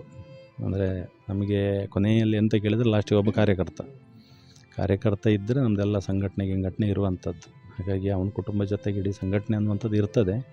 ಆದರೂ ಅದಕ್ಕೂ ಸಹಿಸುವಂಥ ಶಕ್ತಿ ದೇವರು ಕೊಡಬೇಕಷ್ಟೆ. ನಿಮಗೆ ಅವರು ಕಡೆಯದಾಗಿ ಕಾಲ್ ಮಾಡಿದ್ದು ಅಥವಾ ನೀವು ಮತ್ತು ಅವರು ಒಟ್ಟಿಗೆ ಕಳೆದಂಥ ದಿನಗಳನ್ನು ಮೆಲುಕು ಹಾಕೋದಾದರೆ? ನಾನು 2005ರಲ್ಲಿ ಸಿಕ್ಕಿದ ಮೇಲೆ ನಾನು ಪ್ರಚಾರಕ್ಕಾಗಿದ್ದೆ, ಅವನು ಪ್ರಚಾರಕ್ಕಾಗಿದ್ದ ಒಟ್ಟಿಗೆ. ನಾನು 2009 ನಂತರ ನಾನು ವಾಪಸ್ ಹೋಗಿದ್ದೆ ಮನೆಗೆ. ಬಟ್ ಅವನು ಮತ್ತೂ ಇದ್ದ, ಒಂದಷ್ಟು ವರ್ಷ ಕೆಲಸ ಮಾಡಿ ವಾಪಸ್ ಹೋಗಿದ್ದ. ಏನು ಮಾಡೋದಿದ್ರು ಒಂದು ತೀರ್ಮಾನ ಒಂದು ಹೇಳಿ ಹೋಗ್ತಿದ್ದ.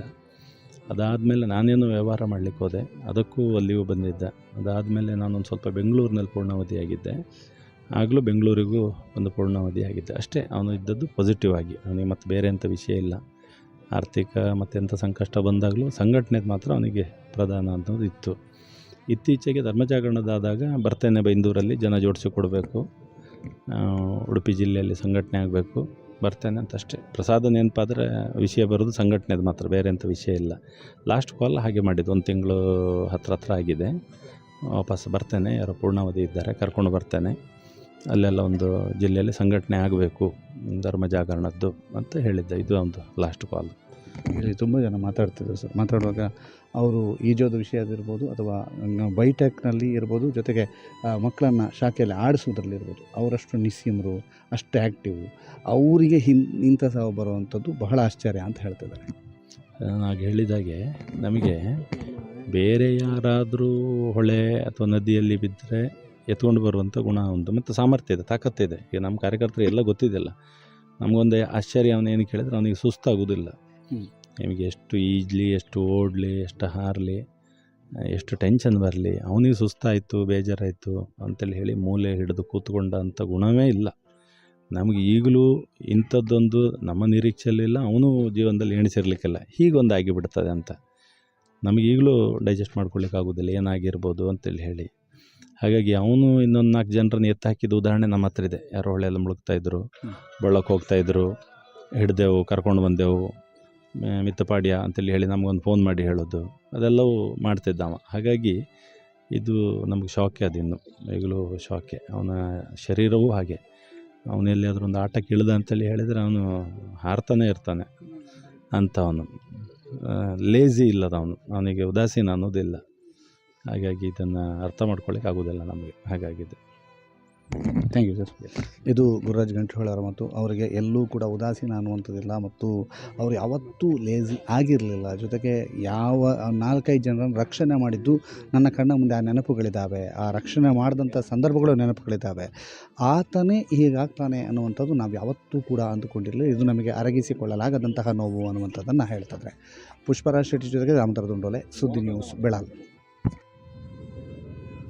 ನಿನ್ನೆ ಅಷ್ಟೇ ಮೃತರಾದಂತಹ RSSನ ಪ್ರಸಾದ್ ಬಹಳಷ್ಟು ಸೇವಾ ಕಾರ್ಯದಲ್ಲಿ ತೊಡಗಿಕೊಂಡವರು. ಇವತ್ತು ನಮ್ಮ ಜೊತೆಗೆ ಅವರಲ್ಲಿ ಒಂದಷ್ಟು ಅಡುಗೆ ಕೆಲಸವನ್ನು ಮಾಡಿ ಅವರಿಗೆ ಆತ್ಮೀಯತೆಯನ್ನು ಹೊಂದಿದವರು ಮಚ್ಚೇಂದ್ರ ಅವರು, ಅವರ ಸುರೇಶ್ ಅವರು ಕೂಡ ಇದ್ದಾರೆ. ಅವರ ಹತ್ರ ಮಾತನಾಡಿಸಿ. ಸುರೇಶ್ ಅವರೇ, ನಿಮಗೂ ಮತ್ತು ಪ್ರಸಾದ್ ಅವರಿಗೆ ಆತ್ಮೀಯತೆ ಹೇಗೆ? ಅವರು ಸಂಘದ ಪ್ರಚಾರಕ್ಕಾಗಿ, ಸಂಘದ ಕಾರ್ಯಕರ್ತರಾಗಿ ನಮ್ಮ ಊರಿಗೆಲ್ಲ ಬಂದು ಸಂಘದ ಶಾಖೆಯಲ್ಲಿ ಸಂಘಟನೆಯಲ್ಲಿ ತೊಡಗಿಕೊಂಡು ತುಂಬ ಆತ್ಮೀಯತೆಯಿಂದ ಬೆರೆದುಕೊಂಡಿರುವವರು. ಬೆಳಿಗ್ಗೆ ಬೇಗ ಎದ್ದುಕೊಂಡು ಬರ್ತಾಯಿದ್ರು. ಸಂಘಸ್ಥಾನದಲ್ಲಿ ಒಳ್ಳೆಯ ರೀತಿಯ ಚಟುವಟಿಕೆಯಲ್ಲಿ ತೊಡಗಿಕೊಂಡು ಎಲ್ಲರೊಟ್ಟಿಗೆ ಅವರು ನಮ್ಮಾಗೆ ಬೆರೆಯುತ್ತಾ ನಮ್ಮ ಜೊತೆ ತುಂಬ ಹತ್ತಿರದಲ್ಲಿ ಇದ್ದವರು. ಹಾಗಾಗಿ ಅವರು ತುಂಬ ಒಳ್ಳೆಯವರು ಅಂತ ಹೇಳಿ ಅನಿಸ್ತಾ ಇದೆ. ಅವರೊಬ್ಬ ಅತ್ಯುತ್ತಮ ಸ್ವಿಮ್ಮರ್ ಆಗಿದ್ದರು. ಆದರೂ ನಿನ್ನೆಯ ಘಟನೆ ಆದಾಗ ನಮಗೊಂದು ಟೈಮ್ ಇದ್ದಾಗ ಅಥವಾ ಒಂದು ಸಮಯ ಬಂದಾಗ ಹೀಗೆ ಆಗ್ತದೆ ಅಂತ. ಹೌದು, ಅಷ್ಟು ಒಳ್ಳೆ ಈಜುಪಟು ಆಗಿ ಆಳಕ್ಕೆ ಇಳಿಯುವಂಥ ಅದು ಗೊತ್ತಿದ್ದರೂ ಕೂಡ ದೇವರು ಬಹುಶಃ ಅವರನ್ನು ಅಲ್ಲಿ ಆ ದಿನವನ್ನು ಅವರಿಗೆ ಕೊನೆ ಮಾಡಿದರು ಅಂತ ಕಾಣುತ್ತೆ. ಆಗಬಾರ್ದಿತ್ತು. ಬಹುಶಃ ಅವ್ರದ್ದು ಕೊನೆ ಇಷ್ಟೇ ಅಂತ ಅಂದ್ಕೊಳ್ಬೇಕಷ್ಟೇ, ಬೇರೆ ಏನಿಲ್ಲ. ಸರ್ ನಮಸ್ತೆ. ನೀವು ಎಷ್ಟು ವರ್ಷಗಳಿಂದ ನಿಮಗೆ ಪರಿಚಯ? ಸುಮಾರು ಪ್ರಸಾದ್ ಬೆಳಾಲು ಮತ್ತು ನಮ್ಮದು ಒಡನಾಟ ಇದ್ದಿದ್ದು ಸುಮಾರು ಒಂದು 10-15 ವರ್ಷದಿಂದಲೂ ನಾವು ಒಳ್ಳೆ ಸ್ನೇಹಿತರು. ವಿಶೇಷವಾಗಿ ಅಂತ ಹೇಳಿದರೆ ಸಂಘದ ಕಡೆಯಿಂದ ನಮಗೆ ಸಂಪರ್ಕಕ್ಕೆ ಬಂದದ್ದವರು. ಅದರ ನಂತರ ನಮ್ಮ ಒಡನಾಟ ಹೀಗೆ ಬೆಳೀತಾ ಇತ್ತು. ಅವರ ಮದುವೆಯ ಅಡುಗೆ ವ್ಯವಸ್ಥೆಯನ್ನು ಕೂಡ ನಾನು ಮಾಡಿದ್ದೆ. ಅವರ ಗೃಹ ಪ್ರವೇಶಕ್ಕೆ ಅಡುಗೆ ವ್ಯವಸ್ಥೆಯನ್ನು ಮಾಡಿ ಕೊಟ್ಟಿದ್ದೆ.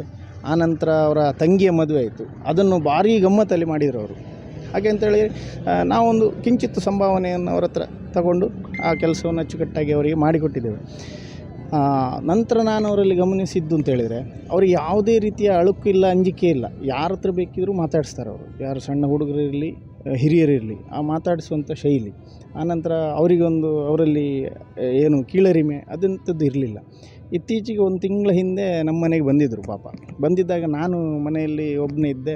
ಮನೆಯಲ್ಲಿ ಚಹಾ ಮಾಡಿಕೊಡ್ಲಿಕ್ಕೆ ಹಾಲೆಲ್ಲ ನಮ್ಮಲ್ಲಿ ಇರಲಿಲ್ಲ. ಆ ದಿವಸ ನಾನು ಒಬ್ಬನೇ ಇದ್ದದಕ್ಕೆ ಸೀದಾ ಪೇಟೆಗೆ ಹೋದರು. ಹಾಲು ತಗೊಂಡು ಬಂದರು. ಒಳಗೆ ಹೋಗಿ ಅವರೇ ಚಹಾ ಕಾಫಿ ಎಲ್ಲ ಮಾಡಿದರು, ನನಗೂ ಕೊಟ್ಟರು.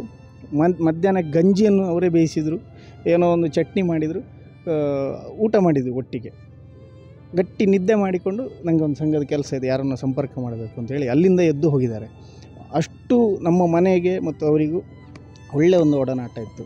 ಅಂಥ ಒಂದು ವ್ಯಕ್ತಿಯನ್ನು ಕಳ್ಕೊಂಡು ನಿನ್ನೆ ನನಗೆ ಆ ಸುದ್ದಿ ಕೇಳಬೇಕಿದ್ರೆ ತುಂಬ ಆಘಾತ ಆಯಿತು.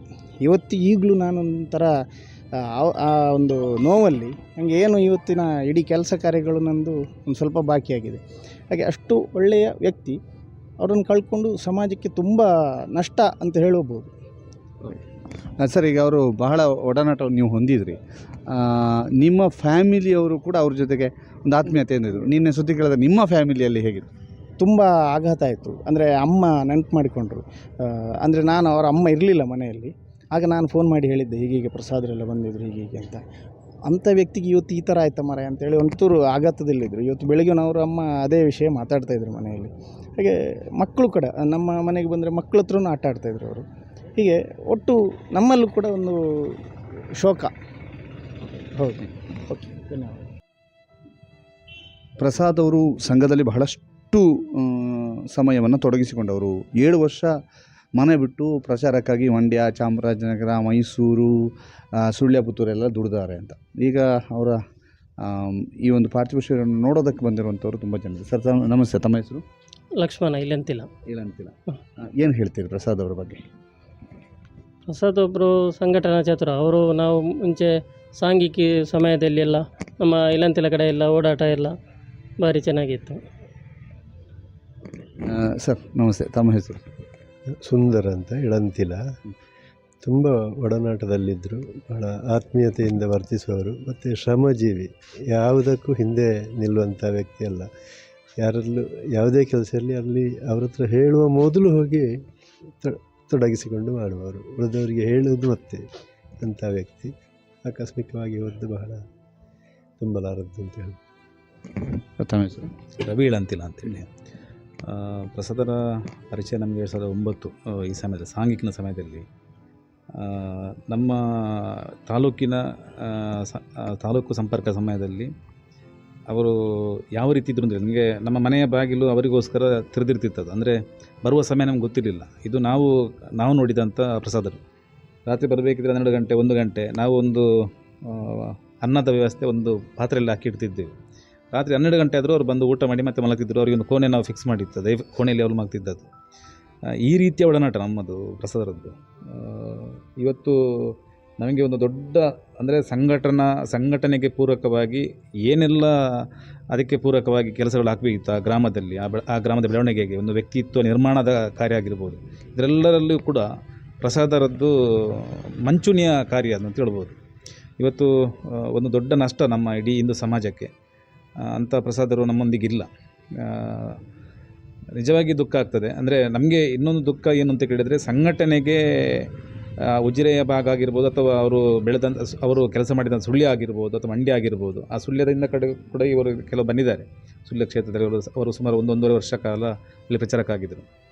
ಆದರೆ ಅವರ ಯಾರೆಲ್ಲ ಅವರೊಟ್ಟಿಗೆ ಕೆಲಸ ಮಾಡಿದವರಿದ್ದಾರೆ, ಎಲ್ರಿಗೂ ಅವರ ಸೂಕ್ಷ್ಮತೆಗಳು ಮತ್ತು ಅವರು ಓಡಾಟ ಮಾಡಿದಂಥ ಪಾದರಸದ ರೀತಿಯಲ್ಲಿ ಅವರ ಇದು ಕೆಲಸ ಕಾರ್ಯಗಳು ಅದೆಲ್ಲವನ್ನು ನೋಡಿದವರು. ಇವತ್ತು ಅವರಿಗೆ ಈ ದುಃಖವನ್ನು ಸಹಿಸಲಿಕ್ಕೆ ಆಗ್ತಾ ಇಲ್ಲೋ ಗೊತ್ತಿಲ್ಲ, ಆ ರೀತಿಯ ವ್ಯಕ್ತಿತ್ವ ಅವ್ರದ್ದು. ಆದರೆ ನಾವೆಲ್ಲ ಹೇಳೋದು ಅವರ ಕುಟುಂಬಕ್ಕೆ ಮತ್ತು ಹಿಂದೂ ಸಮಾಜಕ್ಕೆ ಆ ದುಃಖವನ್ನು ಭರಿಸುವಂಥ ಶಕ್ತಿ ಆ ದೇವರವರಿಗೆ ಕೊಡಲಿ ಅಂತೇಳಿ ನಮ್ಮ ಪ್ರಾರ್ಥನೆ ಅಷ್ಟೇ. ಸರ್ ತಮ್ಮ ಹೆಸರು? ಹೇಮಚಂದ್ರ ಸುಳ್ಯ. ಸುಳ್ಯದಿಂದ ಬಂದಿರು? ಹೌದೌದು. ಪ್ರಸಾದರು ನಮ್ಮ ಮನೆಯ ಒಂದು ಭಾಗವೇ, ಒಂದು ಸದಸ್ಯ ಅಂತ ಹೇಳ್ಬೋದು.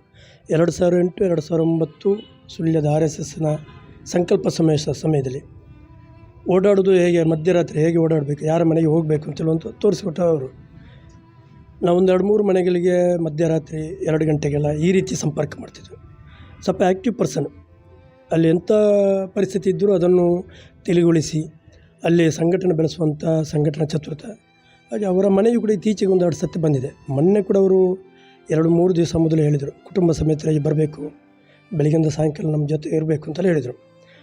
ಅವರು ಸುಳ್ಯಕ್ಕೆ ಇಲ್ಲಿ ಬಂದರು, ನಮ್ಮ ಮನೆಗೆ ಹೆಚ್ಚಾಗಿ ಬರ್ತಿದ್ರು. ಒಂದು ಸಲ ಎಲ್ಲರೂ ಫೋನ್ ಮಾಡ್ತಿದ್ರು, ಬರ್ತಿದ್ದೇನೆ ಚಿಕ್ಕಣ್ಣ, ಎಲ್ಲಾದರೂ ಸಿಕ್ಕಿ ಒಂದು ಸಲ ಮಾತಾಡಬೇಕು ಅಂತ. ಅಷ್ಟು ಆತ್ಮೀಯತೆ ಇದ್ದ ಕಾರಣ ನಮ್ಮನ್ನು ಇಲ್ಲಿ ತನಕ ಬರಲಿಕ್ಕೆ ಆ ರೀತಿಯ ಸಂಪರ್ಕ ಇದ್ದಾಗ ಮಾತ್ರ ಸಾಧ್ಯ. ಇದು ಸಂಘದಲ್ಲಿ ಮಾತ್ರ ಬಿಟ್ಟರೆ ಇನ್ನು ನಮಗೆ ಬೇರೆಯಲ್ಲಿ ಸಿಗೋದಿಲ್ಲ ಅಂತ. ಅವರು ಯಾರು ನಾವು ಯಾರು ಅಂತಲ್ಲ. ಆದರೆ RSS ಇದ್ದಾಗ ನಾವೆಲ್ಲ ಈ ಸಂಪರ್ಕದಲ್ಲಿ ಒಂದು ಮನೆಯವರಾಗಿದ್ದೆವು. ಅವರು ಯಾರು ಅವರ ಜಾತಿಯೇನು, ಇದು ಯಾವುದು ನಾವು ಈ ತನಕ ಕೇಳಿಲ್ಲ. ನಮಗೆ ಇವತ್ತೇ ಗೊತ್ತದು ಅವರ ಜಾತಿ ಇರ್ಬೋದು ಅಥವಾ ಉಳಿದದ್ದು ಯಾವುದು. ಆದರೆ ಅದನ್ನೇ ಯಾವುದು ನೋಡಿದೆ, ಅವರ ವ್ಯಕ್ತಿತ್ವ, ಅವರ ಮನಸ್ಸು, ಅವರು ನಮ್ಮ ಜೊತೆ ಇರುವಂಥ ಸಂಪರ್ಕ, ಸಂಘದ ಗುಂಡಿಯ ಇವತ್ತು ತನಕ ನಮ್ಮಟ್ಟಿದ್ದು. ನಿನ್ನೆ ರಾತ್ರಿಯ ಮೇಲೆ ಒಂದು ಸಲ ನಿದ್ದೆ ಮಾಡೋದರಿಸಿ ನನಗೆ ಇವತ್ತು ಬೆಳಿಗ್ಗೆ ತನಕ ಅನಿಸಿತು. ಹೆಚ್ಚಿನ ವರ್ಷ ಅವರು ಒಂದು ಆ ರೀತಿಯಲ್ಲಿ ಆ್ಯಕ್ಟಿವ್ ಮಾಡ್ತಿದ್ರು. ತುಂಬ ಸತಿ ನಮ್ಮನ್ನು ಈ ರೀತಿ ಕುಚೇಷ್ಟೆ ಮಾಡ್ತಿದ್ರು.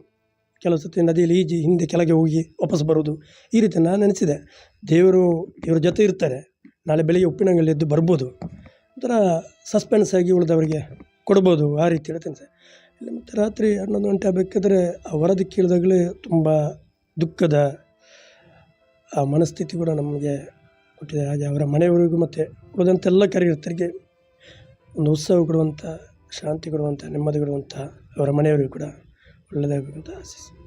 ಒಂದಷ್ಟು ಸಾಮಾಜಿಕ ಬರಹಗಳನ್ನು ಓದಿದೆ ನಾನು ತಾಣಗಳಲ್ಲಿ. ಬಹಳಷ್ಟು ಹಾಸ್ಯ ಮಾಡ್ತಾ, ಒಂದಷ್ಟು ಜನರನ್ನು ಪ್ರೋತ್ಸಾಹಿಸ್ತಾ, ಸಂಘದ ಚಟುವಟಿಕೆಗಳಿಗೆ ಬಹಳ ಮಕ್ಕಳನ್ನು ಬಹಳ ಚೆನ್ನಾಗಿ ಆ ಗೇಮಿಂಗಲ್ಲಿ ಆಟ ಆಡಿಸ್ತಾ ಎಲ್ಲ ಮಾಡ್ತಿದ್ರಂತ. ಆ ರೀತಿಯಲ್ಲಿ ನನಗೆ ಗೊತ್ತಿದ್ದಾಗೆ ಸುಳ್ಯದ ಒಂದು ಸಲ ಬೆಟ್ಟಂಪಡಿ ತುಂಬ ಶಾಖೆಗೆ ಓಡಾಟ ಮಾಡ್ತಿದ್ದಲ್ಲ, ಅವ್ರ ಜೊತೆ ಹೋಗಿದೆ. ನನಗೂ ಕೂಡ ಶರೀರದಲ್ಲಿ ಮಣ್ಣು ಮಾಡೋದು ಗೊತ್ತಿಲ್ಲ. ಆ ದಿವಸ ವೈಟ್ ಸೆಟ್ ಹಾಕಿದೆ. ಅಲ್ಲಿ ಹೋದಾಗ ಒಂದು 15-20 ಮಕ್ಕಳಿದ್ರು. ಇವತ್ತು ಭಜನಾ ಮಂದಿರ ಆಗಿದೆ, ಆವಾಗ ಭಜನಾ ಮಂದಿರ ಇಲ್ಲ, ಯಾವುದಿಲ್ಲ, ಸಂಘದ ಅಂಗಳವೇ. ಅಲ್ಲಿ ಒಂದು 15-20 ಮಕ್ಕಳು, ಸಣ್ಣ ಸಣ್ಣ ಮಕ್ಕಳೆಲ್ಲ ಇದ್ದರು. ಅವರದು ಚಿಕ್ಕನ ನಮ್ಮ ಇನ್ನವಂಥ ತೂಂಡಾಪುಜಿ ನಮ್ಮ ಜೋಕ್ಲು ನೋಟು ಜೋಕ್ಲಕ್ಕನ್ನು ಇಪ್ಪಡು ಮನೆ ಆಯಿತು ನಾನು ಮಕ್ಕಳ ಅಜ್ಜಿ ಇರೋದು ಹೇಗೆ ಸಾಧ್ಯ ಅಂತ ಇವರು ಹೋಗಿ ಆನೆ ಮಾಡಿದರು. ಆನೆ ಮಾಡಿದ ಮಕ್ಕಳೆಲ್ಲ ಇವ್ರ ಮೇಲೆ ಹತ್ತಿದ್ರು. ಅಥವಾ ಎನ್ನ ಮಿತ್ತದಂದೆ ಅಲ್ಲಿ ಆರನ ಮಿತ್ತರು ಮಲ್ಪಳೆ ಆರೆ ಭಾರಿ ಖುಷಿ ಹಬ್ಬನು ಭಯಂಕರ ಮಲ್ಲ ಆನೆ ಅಂತ ಹೇಳಿದರು. ನಾನು ಮಲ್ಲ ಆನೆ ಅಂತ ಮಕ್ಕಳೆಲ್ಲ ನನ್ನ ಮೇಲೆ ಹತ್ತಿ ಮಣ್ಣೆಲ್ಲ ಮೆತ್ತಿದ್ರು. ನನಗೆ ಅದರ ನಂತರ ಇನ್ನು ಪೇಟೆಯಲ್ಲಿ ಈ ಮಣ್ಣಾದ ಶರ್ಟಲ್ಲಿ ಹೋಗ್ಬೇಕಲ್ಲ ಆಯಿತು. ಆದರೆ ಅದು ಆನಂತರ ಮತ್ತೆ ಗೊತ್ತಾಯಿತು ಸಂಘ ಬೆಳೆದಿರುವಂಥದ್ದು ಹೀಗೆ ಅಂತ. ಹಾಗೆ ಇತ್ತೀಚೆ ಅವರ ಮನೆಗೆ ಬಂದಾಗ ಕೂಡ ಅವ್ರ ಜೊತೆ ಬೋಟ್ನಲ್ಲಿ ಅವರ ಪಕ್ಕದ ತೋಟಕ್ಕೆ ಹೋಗಿದೆ. ಹೋಗಬೇಕಾದ್ರೆ ಆಟಾಡಿ ನನ್ನ ಹತ್ರ ಇವತ್ತು ಫೋಟೋ ಉಂಟದು. ಆಟಾಡಬೇಕಾದ್ರೆ ಒಂದು ದೊಡ್ಡ ಕಾಯದ ನೀರು ನಿಲ್ಲುವಂಥ ಪ್ರದೇಶ, ನೀರು ಕಡಿಮೆ ಇತ್ತು, ಆ ಪ್ರದೇಶ ಸ್ವಲ್ಪ ಜಾಸ್ತಿ ಇತ್ತು. ಆಮೇಲೆ ಬೋಟಲ್ಲಿ ಕೂತ್ಕೊಳ್ಳೋದು ನೀವು ಫಸ್ಟ್ ಒಂದು ಸರ್ಪ್ರೈಸ್ ಕೊಡ್ತೇನೆ ಅಂತ ಅವರು ಕೂತರು. ಸ್ವಲ್ಪ ದೂರ ಬಂದ ನಂತರ ನನ್ನ ಜೊತೆ ಇದ್ದಂಥ ಇಬ್ಬರು ಕೂಡ ಇವರು ಹಾರಿದರು. ನಾನೊಬ್ಬ ಬಾಕಿ ಆದರೆ ಸುಮಾರು ಹೊತ್ತು ಅವರು ಆ ಥರ ಕುಚೇಷ್ಟೆ ಮಾಡ್ತಾರೆ. ಹಾಗೆ ಅವರು ಯಾವ ಸಮಯದಲ್ಲಿ ಬಿಟ್ಟಾಕಿದ ವ್ಯಕ್ತಿಗಳಲ್ಲ. ಈ ರೀತಿಯಲ್ಲಿ ಅವರು ಯೂನಿವರ್ಸಿಟಿ ಪ್ಲೇಯರ್ ಕೂಡ ನನಗೆ ಆಮೇಲೆ ಗೊತ್ತಾಯಿತು. ಸಂಘದ ಕೆಲಸ ಕಬಡ್ಡಿ ಯೂನಿವರ್ಸಿಟಿ ಪ್ಲೇಯರ್. ಅವರು ಕಬಡ್ಡಿ ಆಡ್ತಿರುವಾಗ ನಮ್ಮ ನಡಗೆಲ್ಲ ಅಲ್ಲಿ ಒಂದು ಶಾಖೆ ಇದೆ ನಾಲ್ಕೂರು ಗ್ರಾಮದಲ್ಲಿ. ಅಲ್ಲಿ ಶಾಖೆ ಮಾಡಬೇಕು, ಕಾರ್ಯಕರ್ತನ ತರಬೇಕಾದ್ರೆ ದಜನ ಒಂದು ಮಲ್ಪಡ ನಮ್ಮ ಜೋಕುಳು ಜವಣ ಮತ್ತು ಗೊಬ್ಬು ಇರತ್ತೆ ಅಂತ ಆಟ ಆಡಲಿಕ್ಕೆ ಶುರು ಮಾಡಿದರು. ಆಟ ಆಡ್ತಾ ಅವರು ಹೊಸ ಬನಿಯನ್ನು ತೆಗೆದುಕೊಂಡು ಆ ದಿವಸ ತೆಗೆದಷ್ಟೇ ಅವರು ಅದು ಅರ್ಧರು ತೊಂದರೆ ಇಡೀ ಕೋರ್ಟನ್ನು ಒಂದು ಸಲ ಖಾಲಿ ಮಾಡಿ ಗೆಲ್ಲಿಸಿಕೊಟ್ರು. ಆ ನಂತರ ಶಾಖೆಗಳು ಭಾರಿ ಚೆನ್ನಾಗಿತ್ತು, ಪ್ರೇರಣಾದಾಯಕ ಎಲ್ಲ ರೀತಿಯ ವ್ಯವಸ್ಥೆಗಳು. ಅವರು ಆ ಸಮಯದಲ್ಲಿ ಏನು ಮಾಡಬೇಕು ಅದೆಲ್ಲ ಅವ್ರ ಹತ್ರ ಗೊತ್ತಿತ್ತು. ರಾತ್ರಿ ಪ್ರವಾಸ ಇತ್ತು, ಮತ್ತು ಮನೆಯವರೊಟ್ಟಿಗೆ ಆತ್ಮೀಯತೆ ಇತ್ತು. ಇವತ್ತು ಸುಳ್ಳು ತುಂಬ ಜನ ಫೋನ್ ಮಾಡಿದರು, ನಾನು ಬರ್ತಿದ್ದೆ ಸ್ವಲ್ಪ ಹೊತ್ತು ಮೊದಲು ಹೇಳ್ತಿದ್ರಂತ. ಸಾವಿರಾರು ಕಾರ್ಯಕರ್ತರು ಅವರ ಹಿಂದೆ ನಿಲ್ತಿದ್ರು. ನಮ್ಮ ರವಿಯನ್ನ ಮನೆಗೆ ನಾವು ಸುಮ್ಮನೆ ಅವರು ಸುಳ್ಳಲ್ಲಿ ತುಂಬ ಸಲ ಕರೆಸಿದ್ದಾರೆ. ಅಲ್ಲಿ ಹೋದ ಮೇಲೆ ಕಡಲೆ ಬೈಠಕತ್ತಲ್ಲಿ ಹೇಳ್ತಿದ್ವಿ ನಾವು.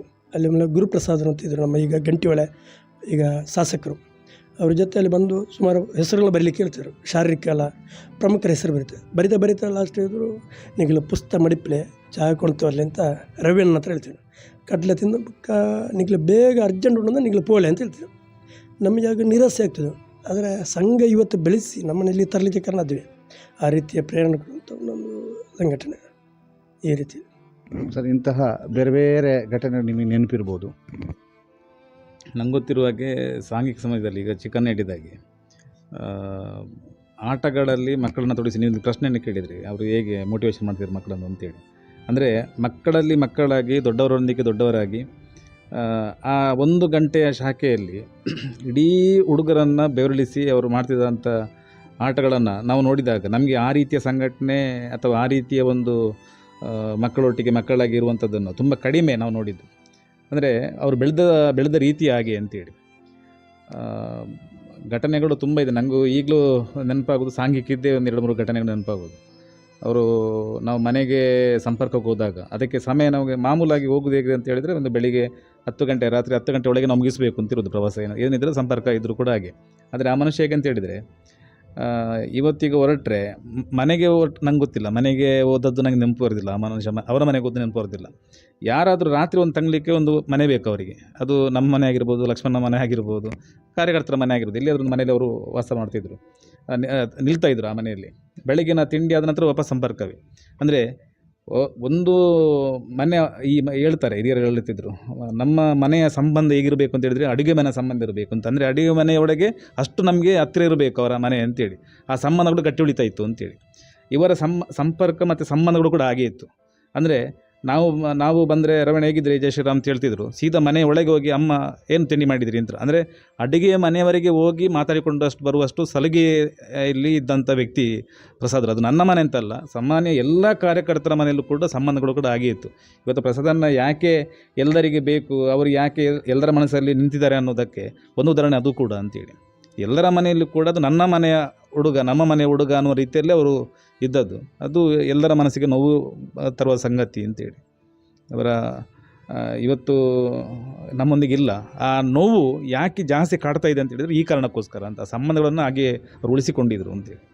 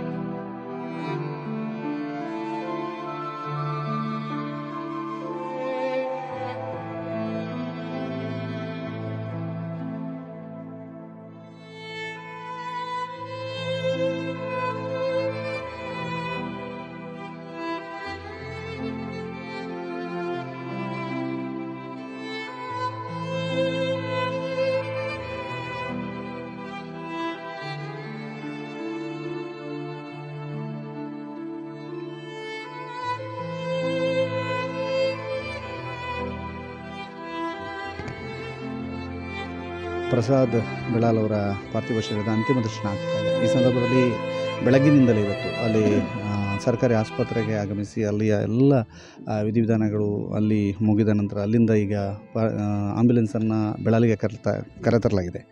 ಎಲ್ಲದರಲ್ಲಿಯೂ ಕೂಡ ತನ್ನನ್ನು ತಾನು ತೊಡಗಿಸಿಕೊಂಡಂಥವರು ಬೈಂದೂರಿನ ಶಾಸಕರಾಗಿರುವಂಥ ಗುರುರಾಜ್ ಗಂಟಿಹೊಳೆ ಅವರು ನಮ್ಮ ಜೊತೆಗೆ ಇದ್ದಾರೆ. ಅವರು ಮತ್ತು ಪ್ರಸಾದರವರ ಒಡನಾಟದ ಬಗ್ಗೆ ಕೇಳಬೇಕು ಸರ್. ಪ್ರಸಾದರವರ ನಿನ್ನೆ ಸಂಜೆ ರಾತ್ರಿಯ ಸುದ್ದಿ ಕೇಳಿದಾಗ ನಿಮಗೆ ಅದು ಇಲ್ಲೆಲ್ಲರೂ ಹೇಳ್ತಾರೆ ನನಗೆ ನಿಜ ಅಂತ ಅನಿಸಿಲ್ಲ ಅಂತ ಏನು ಅನ್ನಿಸಿತ್ತು ಸರ್? ಪ್ರಸಾದ್ ನಮ್ಮದು ಒಳ್ಳೆ ಕಾರ್ಯಕರ್ತ ಸಂಘಟನೆದು. ಅವನ ಕಷ್ಟ ಜೀವನ ಅಂತ ಇದ್ದರೂ ಸಂಘಟನೆಗೆ ಒಂದು ಪ್ರಥಮ ಆದ್ಯತೆ. ನಮಗೆ ಅವನು ಸಿಕ್ಕಿದ್ದು ಕಾಲೇಜಿಗೆ ಹೋಗ್ತಾ ಇರುವಾಗ, ಇಲ್ಲಿ ಉಜಿರೆ ಕಾಲೇಜಿಗೆ ಹೋಗುವಾಗ ಸಿಕ್ಕಿದ್ದು. ಏನಾದ್ರು ಸಾಹಸದ್ದು ಕಷ್ಟದೆಲ್ಲ ಇದೆ ಅಂದರೆ ತಾನು ಓಡಿ ಬರುವಂಥ ಸ್ವಭಾವ ಉಂಟು. ಆಗ ನಾವು ಎತ್ತಿನ ಭುಜ ಅಂತ ಕಾಣ್ತದೆ. ಅಲ್ಲಿಗೆ ಹೋಗುವಾಗ ನಾನು ಬರ್ತೇನೆ ಅಂತ ಸೇರಿಕೊಂಡವ 2005ನೇ ಇಸ್ವಿಯಲ್ಲಿ. ಅವತ್ತಿಂದ ಇವತ್ತಿನವರೆಗೆ ಮತ್ತು ಸಂಘಟನೆ ಬಿಟ್ಟು ಬೇರೆ ಯಾವ ವಿಷಯ ಇರಲಿಕ್ಕಿಲ್ಲ ಅವನಿಗೆ.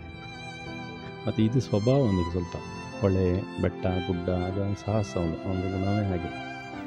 ನನಗೆ ಸುಸ್ತಾಯಿತು, ಬೇಜಾರಾಯಿತು, ಬೋರಾಯಿತು ಅದೆಲ್ಲ ಅವನಿಗಿಲ್ಲ.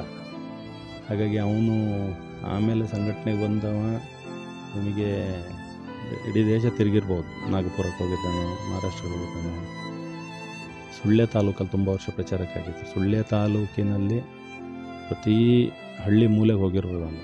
3-4 ವರ್ಷ ಸಂಘಟನೆ ಕೆಲಸ ಮಾಡಿದಾಗ ಬಹುಶಃ ಅವನನ್ನು ಹೆಚ್ಚು ನೆನಪು ಮಾಡಿಕೊಳ್ಳೋರು ಈಗ ತುಂಬ ದುಃಖ ತರುತ್ತಿರುವುದರಲ್ಲಿ ಸುಳ್ಯ ತಾಲೂಕಿನ ಕಾರ್ಯಕರ್ತರು ಜಾಸ್ತಿ. ಕಾಲೇಜ್ ಮುಗಿದ ತಕ್ಷಣ ಪ್ರಚಾರಕ್ಕಾಗಿ ಹೊರಟು ಹೆಚ್ಚು ಸಮಯ ಅಲ್ಲಿದ್ದ. ಆಮೇಲೆ ಪುತ್ತೂರು ತಾಲೂಕಲ್ಲಿದ್ದ, ಬೇರೆ ಬೇರೆ ಕಡೆಯಲ್ಲಿದ್ದ.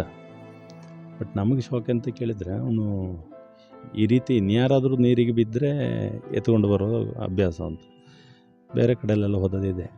ನಮ್ಮ ಕಾರ್ಯಕರ್ತರಿಗೆ ಈಜು ಕಲಿಸೋದು, ಇಂಥದ್ದೆಲ್ಲ ಕಷ್ಟ ಫೇಸ್ ಮಾಡಲಿಕ್ಕೆ ಕಲಿಸೋದು, ಆ ರೀತಿ ಗುಣ. ನಮಗೆ ನಿನ್ನೆದ ವಿಷಯ ಅಂತ ಕೇಳಿದರೆ ಎಲ್ಲಿಯಾದರೂ ನಾಪತ್ತಾಗಿದೆ ಅಂತ ಆಗುವಾಗ ಎಲ್ಲಿಯಾದರೂ ಎದ್ದು ಬರ್ತಾನೆ ಅಂತ ನಮಗೆ ಅಷ್ಟು ವಿಶ್ವಾಸ. ನಮಗೆ ಯಾವ ಕ್ಷಣಕ್ಕೂ ಹೀಗಾಗ್ತದೆ ಅಂತೇಳಿಲ್ಲ. ನಾನು ನಿನ್ನೆ ದೆಹಲಿಯಲ್ಲೇನೋ ಕಾರ್ಯಕ್ರಮದೊಂದು ಮೀಟಿಂಗಲ್ಲಿ ಇದ್ದಾಗ ಸುದ್ದಿ ಬಂತು.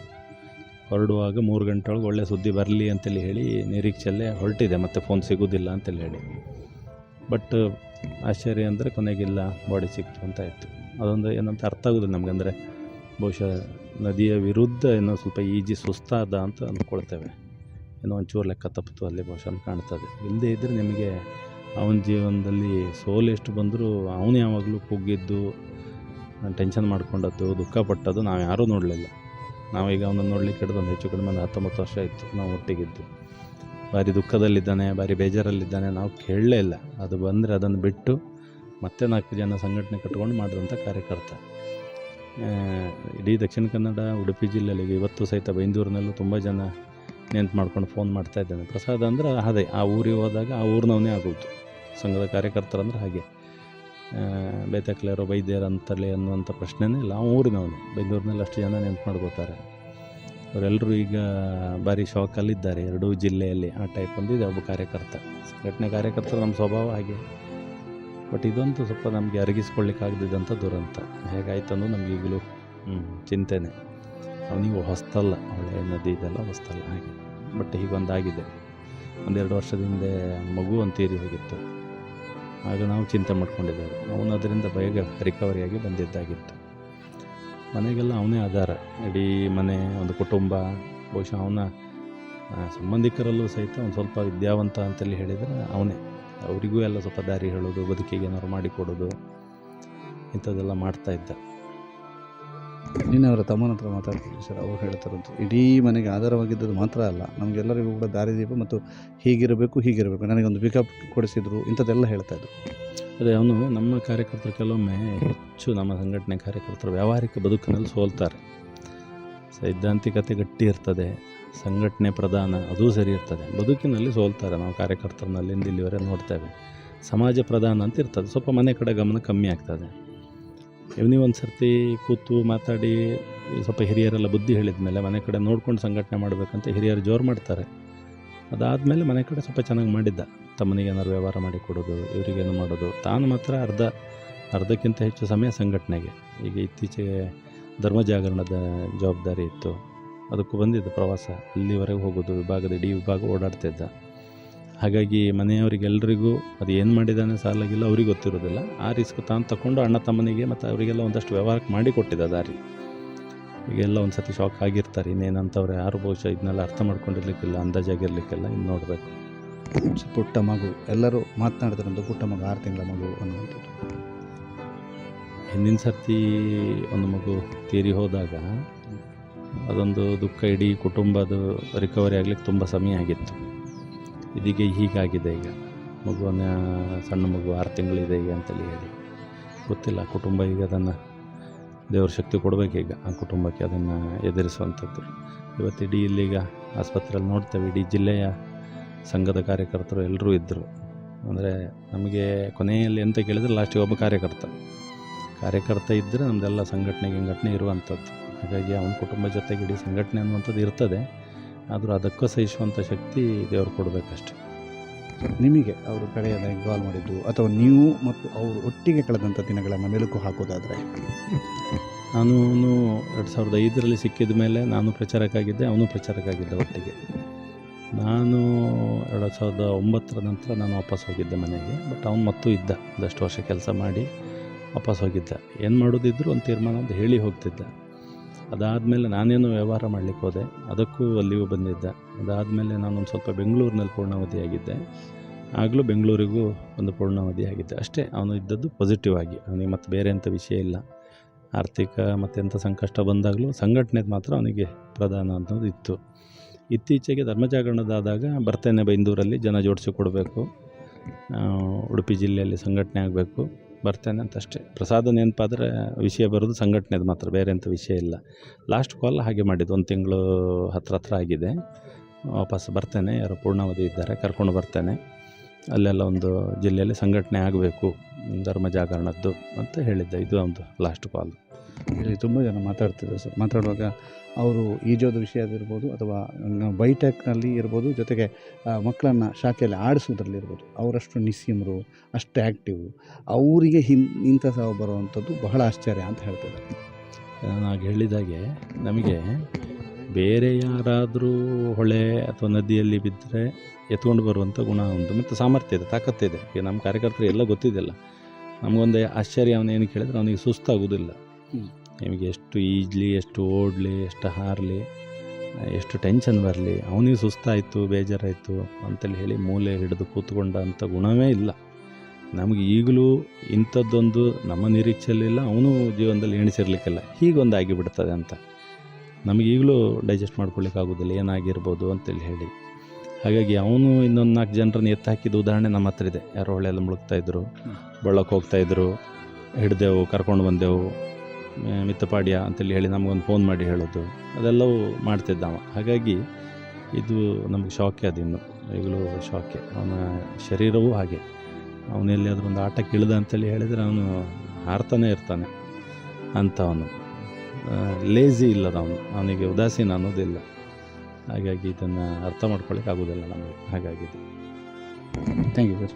ಇದು ಗುರುರಾಜ್ ಗಂಟ್ರೋಳ ಅವರ ಮತ್ತು ಅವರಿಗೆ ಎಲ್ಲೂ ಕೂಡ ಉದಾಸೀನ ಅನ್ನುವಂಥದ್ದಿಲ್ಲ ಮತ್ತು ಅವರು ಯಾವತ್ತೂ ಲೇಜಿ ಆಗಿರಲಿಲ್ಲ. ಜೊತೆಗೆ ಯಾವ 4-5 ಜನರನ್ನು ರಕ್ಷಣೆ ಮಾಡಿದ್ದು ನನ್ನ ಕಣ್ಣ ಮುಂದೆ ಆ ನೆನಪುಗಳಿದ್ದಾವೆ, ಆ ರಕ್ಷಣೆ ಮಾಡಿದಂಥ ಸಂದರ್ಭಗಳು ನೆನಪುಗಳಿದ್ದಾವೆ. ಆತನೇ ಹೀಗಾಗ್ತಾನೆ ಅನ್ನುವಂಥದ್ದು ನಾವು ಯಾವತ್ತೂ ಕೂಡ ಅಂದುಕೊಂಡಿರಲಿಲ್ಲ. ಇದು ನಮಗೆ ಅರಗಿಸಿಕೊಳ್ಳಲಾಗದಂತಹ ನೋವು ಅನ್ನುವಂಥದ್ದನ್ನು ಹೇಳ್ತಾರೆ.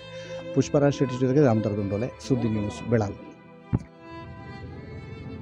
ನಿನ್ನೆ ಅಷ್ಟೇ ಮೃತರಾದಂತಹ RSSನ ಪ್ರಸಾದ್ ಬಹಳಷ್ಟು ಸೇವಾ ಕಾರ್ಯದಲ್ಲಿ ತೊಡಗಿಕೊಂಡವರು. ಇವತ್ತು ನಮ್ಮ ಜೊತೆಗೆ ಅವರಲ್ಲಿ ಒಂದಷ್ಟು ಅಡುಗೆ ಕೆಲಸವನ್ನು ಮಾಡಿ ಅವರಿಗೆ ಆತ್ಮೀಯತೆಯನ್ನು ಹೊಂದಿದವರು ಮಚ್ಚೇಂದ್ರ ಅವರು, ಅವರ ಸುರೇಶ್ ಅವರು ಕೂಡ ಇದ್ದಾರೆ. ಅವರ ಹತ್ರ ಮಾತಾಡಿಸು. ಸುರೇಶ್ ಅವರೇ, ನಿಮಗೂ ಮತ್ತು ಪ್ರಸಾದ್ ಅವರಿಗೆ ಆತ್ಮೀಯತೆ ಹೇಗೆ? ಅವರು ಸಂಘದ ಪ್ರಚಾರಕ್ಕಾಗಿ, ಸಂಘದ ಕಾರ್ಯಕರ್ತರಾಗಿ ನಮ್ಮ ಊರಿಗೆಲ್ಲ ಬಂದು ಸಂಘದ ಶಾಖೆಯಲ್ಲಿ, ಸಂಘಟನೆಯಲ್ಲಿ ತೊಡಗಿಕೊಂಡು ತುಂಬ ಆತ್ಮೀಯತೆಯಿಂದ ಬೆರೆದುಕೊಂಡಿರುವವರು. ಬೆಳಿಗ್ಗೆ ಬೇಗ ಎದ್ದುಕೊಂಡು ಬರ್ತಾಯಿದ್ರು. ಸಂಘಸ್ಥಾನದಲ್ಲಿ ಒಳ್ಳೆಯ ರೀತಿಯ ಚಟುವಟಿಕೆಯಲ್ಲಿ ತೊಡಗಿಕೊಂಡು ಎಲ್ಲರೊಟ್ಟಿಗೆ ಅವರು ನಮ್ಮಾಗೆ ಬೆರೆಯುತ್ತಾ ನಮ್ಮ ಜೊತೆ ತುಂಬ ಹತ್ತಿರದಲ್ಲಿ ಇದ್ದವರು. ಹಾಗಾಗಿ ಅವರು ತುಂಬ ಒಳ್ಳೆಯವರು ಅಂತ ಹೇಳಿ ಅನಿಸ್ತಾ ಇದೆ. ಅವರೊಬ್ಬ ಅತ್ಯುತ್ತಮ ಸ್ವಿಮ್ಮರ್ ಆಗಿದ್ದರು. ಆದರೂ ನಿನ್ನೆಯ ಘಟನೆ ಆದಾಗ ನಮಗೊಂದು ಟೈಮ್ ಇದ್ದಾಗ ಅಥವಾ ಒಂದು ಸಮಯ ಬಂದಾಗ ಹೀಗೆ ಆಗ್ತದೆ ಅಂತ. ಹೌದು, ಅಷ್ಟು ಒಳ್ಳೆ ಈಜುಪಟುವಾಗಿ ಆಳಕ್ಕೆ ಇಳಿಯುವಂಥ ಅದು ಗೊತ್ತಿದ್ದರೂ ಕೂಡ ದೇವರು ಬಹುಶಃ ಅವರನ್ನು ಅಲ್ಲಿ ಆ ದಿನವನ್ನು ಅವರಿಗೆ ಕೊನೆ ಮಾಡಿದರು ಅಂತ ಕಾಣುತ್ತೆ. ಆಗಬಾರ್ದಿತ್ತು. ಬಹುಶಃ ಅವ್ರದ್ದು ಕೊನೆ ಇಷ್ಟೇ ಅಂತ ಅಂದ್ಕೊಳ್ಬೇಕಷ್ಟೇ, ಬೇರೆ ಏನಿಲ್ಲ. ಸರ್ ನಮಸ್ತೆ. ನೀವು ಎಷ್ಟು ವರ್ಷಗಳಿಂದ ನಿಮಗೆ ಪರಿಚಯ? ಸುಮಾರು ಪ್ರಸಾದ್ ಬೆಳಾಲು ಮತ್ತು ನಮ್ಮದು ಒಡನಾಟ ಇದ್ದಿದ್ದು ಸುಮಾರು ಒಂದು 10-15 ವರ್ಷದಿಂದಲೂ ನಾವು ಒಳ್ಳೆ ಸ್ನೇಹಿತರು. ವಿಶೇಷವಾಗಿ ಅಂತ ಹೇಳಿದರೆ ಸಂಘದ ಕಡೆಯಿಂದ ನಮಗೆ ಸಂಪರ್ಕಕ್ಕೆ ಬಂದದ್ದವರು. ಅದರ ನಂತರ ನಮ್ಮ ಒಡನಾಟ ಹೀಗೆ ಬೆಳೀತಾ ಇತ್ತು. ಅವರ ಮದುವೆಯ ಅಡುಗೆ ವ್ಯವಸ್ಥೆಯನ್ನು ಕೂಡ ನಾನು ಮಾಡಿದ್ದೆ. ಅವರ ಗೃಹ ಪ್ರವೇಶಕ್ಕೆ ಅಡುಗೆ ವ್ಯವಸ್ಥೆಯನ್ನು ಮಾಡಿ ಕೊಟ್ಟಿದ್ದೆ. ಆನಂತರ ಅವರ ತಂಗಿಯ ಮದುವೆ ಆಯಿತು, ಅದನ್ನು ಭಾರೀ ಗಮ್ಮತ್ತಲ್ಲಿ ಮಾಡಿದರು ಅವರು. ಹಾಗೆ ಅಂತೇಳಿ ನಾವೊಂದು ಕಿಂಚಿತ್ತು ಸಂಭಾವನೆಯನ್ನು ಅವರ ಹತ್ರ ತಗೊಂಡು ಆ ಕೆಲಸವನ್ನು ಅಚ್ಚುಕಟ್ಟಾಗಿ ಅವರಿಗೆ ಮಾಡಿಕೊಟ್ಟಿದ್ದೇವೆ. ನಂತರ ನಾನು ಅವರಲ್ಲಿ ಗಮನಿಸಿದ್ದು ಅಂತೇಳಿದರೆ ಅವ್ರಿಗೆ ಯಾವುದೇ ರೀತಿಯ ಅಳುಕು ಇಲ್ಲ, ಅಂಜಿಕೆ ಇಲ್ಲ. ಯಾರ ಹತ್ರ ಬೇಕಿದ್ರೂ ಮಾತಾಡಿಸ್ತಾರೆ ಅವರು. ಯಾರು ಸಣ್ಣ ಹುಡುಗರಿರಲಿ ಹಿರಿಯರಿರಲಿ ಆ ಮಾತಾಡಿಸುವಂಥ ಶೈಲಿ. ಆನಂತರ ಅವರಲ್ಲಿ ಏನು ಕೀಳರಿಮೆ ಅದಂಥದ್ದು ಇರಲಿಲ್ಲ. ಇತ್ತೀಚೆಗೆ 1 ತಿಂಗಳ ಹಿಂದೆ ನಮ್ಮ ಮನೆಗೆ ಬಂದಿದ್ದರು ಪಾಪ. ಬಂದಿದ್ದಾಗ ನಾನು ಮನೆಯಲ್ಲಿ ಒಬ್ಬನೇ ಇದ್ದೆ. ಮನೆಯಲ್ಲಿ ಚಹಾ ಮಾಡಿಕೊಡ್ಲಿಕ್ಕೆ ಹಾಲೆಲ್ಲ ನಮ್ಮಲ್ಲಿ ಇರಲಿಲ್ಲ. ಆ ದಿವಸ ನಾನು ಒಬ್ಬನೇ ಇದ್ದದಕ್ಕೆ ಸೀದಾ ಪೇಟೆಗೆ ಹೋದರು, ಹಾಲು ತಗೊಂಡು ಬಂದರು. ಒಳಗೆ ಹೋಗಿ ಅವರೇ ಚಹಾ ಕಾಫಿ ಎಲ್ಲ ಮಾಡಿದರು, ನನಗೂ ಕೊಟ್ಟರು. ಮಧ್ಯಾಹ್ನ ಗಂಜಿಯನ್ನು ಅವರೇ ಬೇಯಿಸಿದರು, ಏನೋ ಒಂದು ಚಟ್ನಿ ಮಾಡಿದರು, ಊಟ ಮಾಡಿದ್ವಿ ಒಟ್ಟಿಗೆ. ಗಟ್ಟಿ ನಿದ್ದೆ ಮಾಡಿಕೊಂಡು ನನಗೆ ಒಂದು ಸಂಘದ ಕೆಲಸ ಇದೆ, ಯಾರನ್ನು ಸಂಪರ್ಕ ಮಾಡಬೇಕು ಅಂತೇಳಿ ಅಲ್ಲಿಂದ ಎದ್ದು ಹೋಗಿದ್ದಾರೆ. ಅಷ್ಟು ನಮ್ಮ ಮನೆಗೆ ಮತ್ತು ಅವರಿಗೂ ಒಳ್ಳೆಯ ಒಂದು ಒಡನಾಟ ಇತ್ತು. ಅಂಥ ಒಂದು ವ್ಯಕ್ತಿಯನ್ನು ಕಳ್ಕೊಂಡು ನಿನ್ನೆ ನನಗೆ ಆ ಸುದ್ದಿ ಕೇಳಬೇಕಿದ್ರೆ ತುಂಬ ಆಘಾತ ಆಯಿತು. ಈಗಲೂ ನಾನೊಂಥರ ಆ ಒಂದು ನೋವಲ್ಲಿ ನನಗೆ ಏನು ಇವತ್ತಿನ ಇಡೀ ಕೆಲಸ ಕಾರ್ಯಗಳು ನಂದು ಒಂದು ಸ್ವಲ್ಪ ಬಾಕಿಯಾಗಿದೆ. ಹಾಗೆ ಅಷ್ಟು ಒಳ್ಳೆಯ ವ್ಯಕ್ತಿ, ಅವರನ್ನು ಕಳ್ಕೊಂಡು ಸಮಾಜಕ್ಕೆ ತುಂಬ ನಷ್ಟ ಅಂತ ಹೇಳಬಹುದು. ಸರ್, ಈಗ ಅವರು ಬಹಳ ಒಡನಾಟವನ್ನು ನೀವು ಹೊಂದಿದ್ರಿ. ನಿಮ್ಮ ಫ್ಯಾಮಿಲಿಯವರು ಕೂಡ ಅವ್ರ ಜೊತೆಗೆ ಒಂದು ಆತ್ಮೀಯತೆ ಎಂದಿದ್ರು. ನಿನ್ನೆ ಸುದ್ದಿ ಕೇಳಿದ್ರೆ ನಿಮ್ಮ ಫ್ಯಾಮಿಲಿಯಲ್ಲಿ ಹೇಗಿದೆ?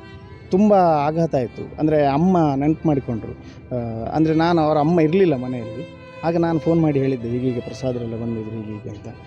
ಅಂಥ ವ್ಯಕ್ತಿಗೆ ಇವತ್ತು ಈ ಥರ ಆಯ್ತಾ ಮರ ಅಂತೇಳಿ ಒಂಚೂರು ಆಘಾತದಲ್ಲಿದ್ದರು. ಇವತ್ತು ಬೆಳಗ್ಗೆ ಅವರ ಅಮ್ಮ ಅದೇ ವಿಷಯ ಮಾತಾಡ್ತಾಯಿದ್ರು ಮನೆಯಲ್ಲಿ. ಹಾಗೆ ಮಕ್ಕಳು ಕೂಡ ನಮ್ಮ ಮನೆಗೆ ಬಂದರೆ ಮಕ್ಕಳ ಹತ್ರನೂ ಆಟ ಆಡ್ತಾಯಿದ್ರು ಅವರು. ಹೀಗೆ ಒಟ್ಟು ನಮ್ಮಲ್ಲೂ ಕೂಡ ಒಂದು ಶೋಕ. ಹೌದು, ಓಕೆ, ಧನ್ಯವಾದ. ಪ್ರಸಾದ್ ಅವರು ಸಂಘದಲ್ಲಿ ಬಹಳಷ್ಟು ಸಮಯವನ್ನು ತೊಡಗಿಸಿಕೊಂಡವರು.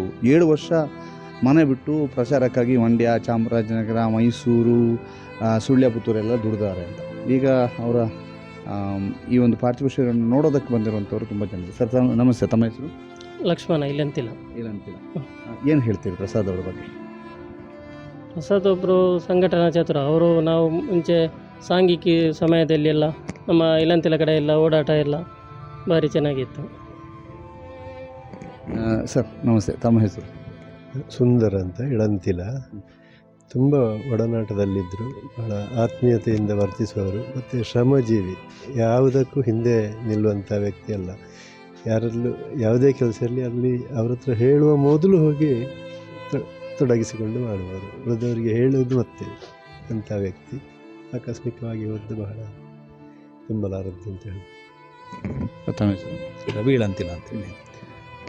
ಪ್ರಸಾದರ ಪರಿಚಯ ನಮಗೆ 2009 ಈ ಸಮಯದ ಸಾಂಘಿಕಿನ ಸಮಯದಲ್ಲಿ ನಮ್ಮ ತಾಲೂಕಿನ ತಾಲೂಕು ಸಂಪರ್ಕ ಸಮಯದಲ್ಲಿ ಅವರು ಯಾವ ರೀತಿ ಇದ್ರು ಅಂದರೆ ನಮಗೆ ನಮ್ಮ ಮನೆಯ ಬಾಗಿಲು ಅವರಿಗೋಸ್ಕರ ತೆರೆದಿರ್ತಿತ್ತದು. ಅಂದರೆ ಬರುವ ಸಮಯ ನಮ್ಗೆ ಗೊತ್ತಿರಲಿಲ್ಲ. ಇದು ನಾವು ನೋಡಿದಂಥ ಪ್ರಸಾದರು. ರಾತ್ರಿ ಬರಬೇಕಿದ್ರೆ 12 ಗಂಟೆ 1 ಗಂಟೆ ನಾವು ಒಂದು ಅನ್ನದ ವ್ಯವಸ್ಥೆ ಒಂದು ಪಾತ್ರೆಯಲ್ಲಿ ಹಾಕಿಡ್ತಿದ್ದೆವು. ರಾತ್ರಿ 12 ಗಂಟೆ ಆದರೂ ಅವ್ರು ಬಂದು ಊಟ ಮಾಡಿ ಮತ್ತೆ ಮಲಗ್ತಿದ್ರು. ಅವರಿಗೆ ಒಂದು ಕೋಣೆ ನಾವು ಫಿಕ್ಸ್ ಮಾಡಿರ್ತದೆ, ಕೋಣೆಯಲ್ಲಿ ಅವರು ಮಲಗ್ತಿದ್ದದ್ದು. ಈ ರೀತಿಯ ಒಡನಾಟ ನಮ್ಮದು ಪ್ರಸಾದರದ್ದು. ಇವತ್ತು ನಮಗೆ ಒಂದು ದೊಡ್ಡ ಅಂದರೆ ಸಂಘಟನೆಗೆ ಪೂರಕವಾಗಿ ಏನೆಲ್ಲ ಅದಕ್ಕೆ ಪೂರಕವಾಗಿ ಕೆಲಸಗಳು ಹಾಕಬೇಕಿತ್ತು ಆ ಗ್ರಾಮದಲ್ಲಿ, ಆ ಗ್ರಾಮದ ಬೆಳವಣಿಗೆಗೆ ಒಂದು ವ್ಯಕ್ತಿತ್ವ ನಿರ್ಮಾಣದ ಕಾರ್ಯ ಆಗಿರ್ಬೋದು. ಇದರೆಲ್ಲರಲ್ಲೂ ಕೂಡ ಪ್ರಸಾದರದ್ದು ಮಂಚೂಣಿಯ ಕಾರ್ಯ ಅಂತ ಹೇಳ್ಬೋದು. ಇವತ್ತು ಒಂದು ದೊಡ್ಡ ನಷ್ಟ ನಮ್ಮ ಇಡೀ ಹಿಂದೂ ಸಮಾಜಕ್ಕೆ. ಅಂಥ ಪ್ರಸಾದರು ನಮ್ಮೊಂದಿಗಿಲ್ಲ. ನಿಜವಾಗಿ ದುಃಖ ಆಗ್ತದೆ. ಅಂದರೆ ನಮಗೆ ಇನ್ನೊಂದು ದುಃಖ ಏನು ಅಂತ ಕೇಳಿದರೆ, ಸಂಘಟನೆಗೆ ಉಜಿರೆಯ ಭಾಗ ಆಗಿರ್ಬೋದು ಅಥವಾ ಅವರು ಕೆಲಸ ಮಾಡಿದ ಸುಳ್ಯ ಆಗಿರ್ಬೋದು ಅಥವಾ ಮಂಡ್ಯ ಆಗಿರ್ಬೋದು, ಆ ಸುಳ್ಯದಿಂದ ಕಡೆ ಕೂಡ ಇವರು ಕೆಲವು ಬಂದಿದ್ದಾರೆ. ಸುಳ್ಯ ಕ್ಷೇತ್ರದಲ್ಲಿ ಅವರು ಸುಮಾರು 1-1.5 ವರ್ಷ ಕಾಲ ಇಲ್ಲಿ ಪ್ರಚಾರಕ್ಕಾಗಿದ್ದರು.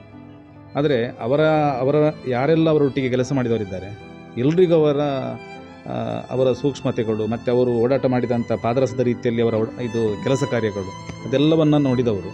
ಇವತ್ತು ಅವರಿಗೆ ಈ ದುಃಖವನ್ನು ಸಹಿಸಲಿಕ್ಕೆ ಆಗ್ತಾ ಇಲ್ಲೋ ಗೊತ್ತಿಲ್ಲ, ಆ ರೀತಿಯ ವ್ಯಕ್ತಿತ್ವ ಅವ್ರದ್ದು. ಆದರೆ ನಾವೆಲ್ಲ ಹೇಳೋದು ಅವರ ಕುಟುಂಬಕ್ಕೆ ಮತ್ತು ಇಂದು ಸಮಾಜಕ್ಕೆ ಆ ದುಃಖವನ್ನು ಭರಿಸುವಂಥ ಶಕ್ತಿ ಆ ದೇವರವರಿಗೆ ಕೊಡಲಿ ಅಂತೇಳಿ ನಮ್ಮ ಪ್ರಾರ್ಥನೆ ಅಷ್ಟೇ. ಸರ್, ತಮ್ಮ ಹೆಸರು? ಹೇಮಚಂದ್ರ ಸುಳ್ಯ. ಸುಳ್ಯದಿಂದ ಹೌದೌದು. ಪ್ರಸಾದರು ಒಂದು ನಮ್ಮ ಮನೆಯ ಒಂದು ಭಾಗವೇ, ಒಂದು ಸದಸ್ಯ ಅಂತ ಹೇಳ್ಬೋದು. 2008 2009 ಸುಳ್ಯದ RSSನ ಸಂಕಲ್ಪ ಸಮಯದಲ್ಲಿ ಓಡಾಡೋದು ಹೇಗೆ, ಮಧ್ಯರಾತ್ರಿ ಹೇಗೆ ಓಡಾಡಬೇಕು, ಯಾರ ಮನೆಗೆ ಹೋಗಬೇಕು ಅಂತೇಳುವಂಥ ತೋರಿಸಿಕೊಟ್ಟ ಅವರು. ನಾವೊಂದು 2-3 ಮನೆಗಳಿಗೆ ಮಧ್ಯರಾತ್ರಿ 2 ಗಂಟೆಗೆಲ್ಲ ಈ ರೀತಿ ಸಂಪರ್ಕ ಮಾಡ್ತಿದ್ವಿ. ಸ್ವಲ್ಪ ಆ್ಯಕ್ಟಿವ್ ಪರ್ಸನ್. ಅಲ್ಲಿ ಎಂಥ ಪರಿಸ್ಥಿತಿ ಇದ್ದರೂ ಅದನ್ನು ತಿಳಿಗೊಳಿಸಿ ಅಲ್ಲಿ ಸಂಘಟನೆ ಬೆಳೆಸುವಂಥ ಸಂಘಟನಾ ಚತುರತೆ. ಹಾಗೆ ಅವರ ಮನೆಯೂ ಕೂಡ ಇತ್ತೀಚೆಗೆ 1-2 ಸತಿ ಬಂದಿದೆ. ಮೊನ್ನೆ ಕೂಡ ಅವರು 2-3 ದಿವಸ ಮೊದಲು ಹೇಳಿದರು, ಕುಟುಂಬ ಸಮೇತರಾಗಿ ಬರಬೇಕು, ಬೆಳಗ್ಗಿಂದ ಸಾಯಂಕಾಲ ನಮ್ಮ ಜೊತೆ ಇರಬೇಕು ಅಂತಲೇ ಹೇಳಿದರು. ಅವರು ಸುಳ್ಯಕ್ಕೆ ಎಲ್ಲಿ ಬಂದರೂ ನಮ್ಮ ಮನೆಗೆ ಹೆಚ್ಚಾಗಿ ಬರ್ತಿದ್ರು.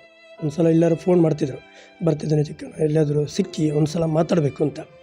ಅಷ್ಟು ಆತ್ಮೀಯತೆ ಇದ್ದ ಕಾರಣ ನಮ್ಮನ್ನು ಇಲ್ಲಿ ತನಕ ಬರಲಿಕ್ಕೆ ಆ ರೀತಿಯ ಸಂಪರ್ಕ ಇದ್ದಾಗ ಮಾತ್ರ ಸಾಧ್ಯ. ಇದು ಸಂಘದಲ್ಲಿ ಮಾತ್ರ ಬಿಟ್ಟರೆ ಇನ್ನು ನಮಗೆ ಬೇರೆಯಲ್ಲಿ ಸಿಗೋದಿಲ್ಲ ಅಂತ. ಅವರು ಯಾರು, ನಾವು ಯಾರು ಅಂತಲ್ಲ.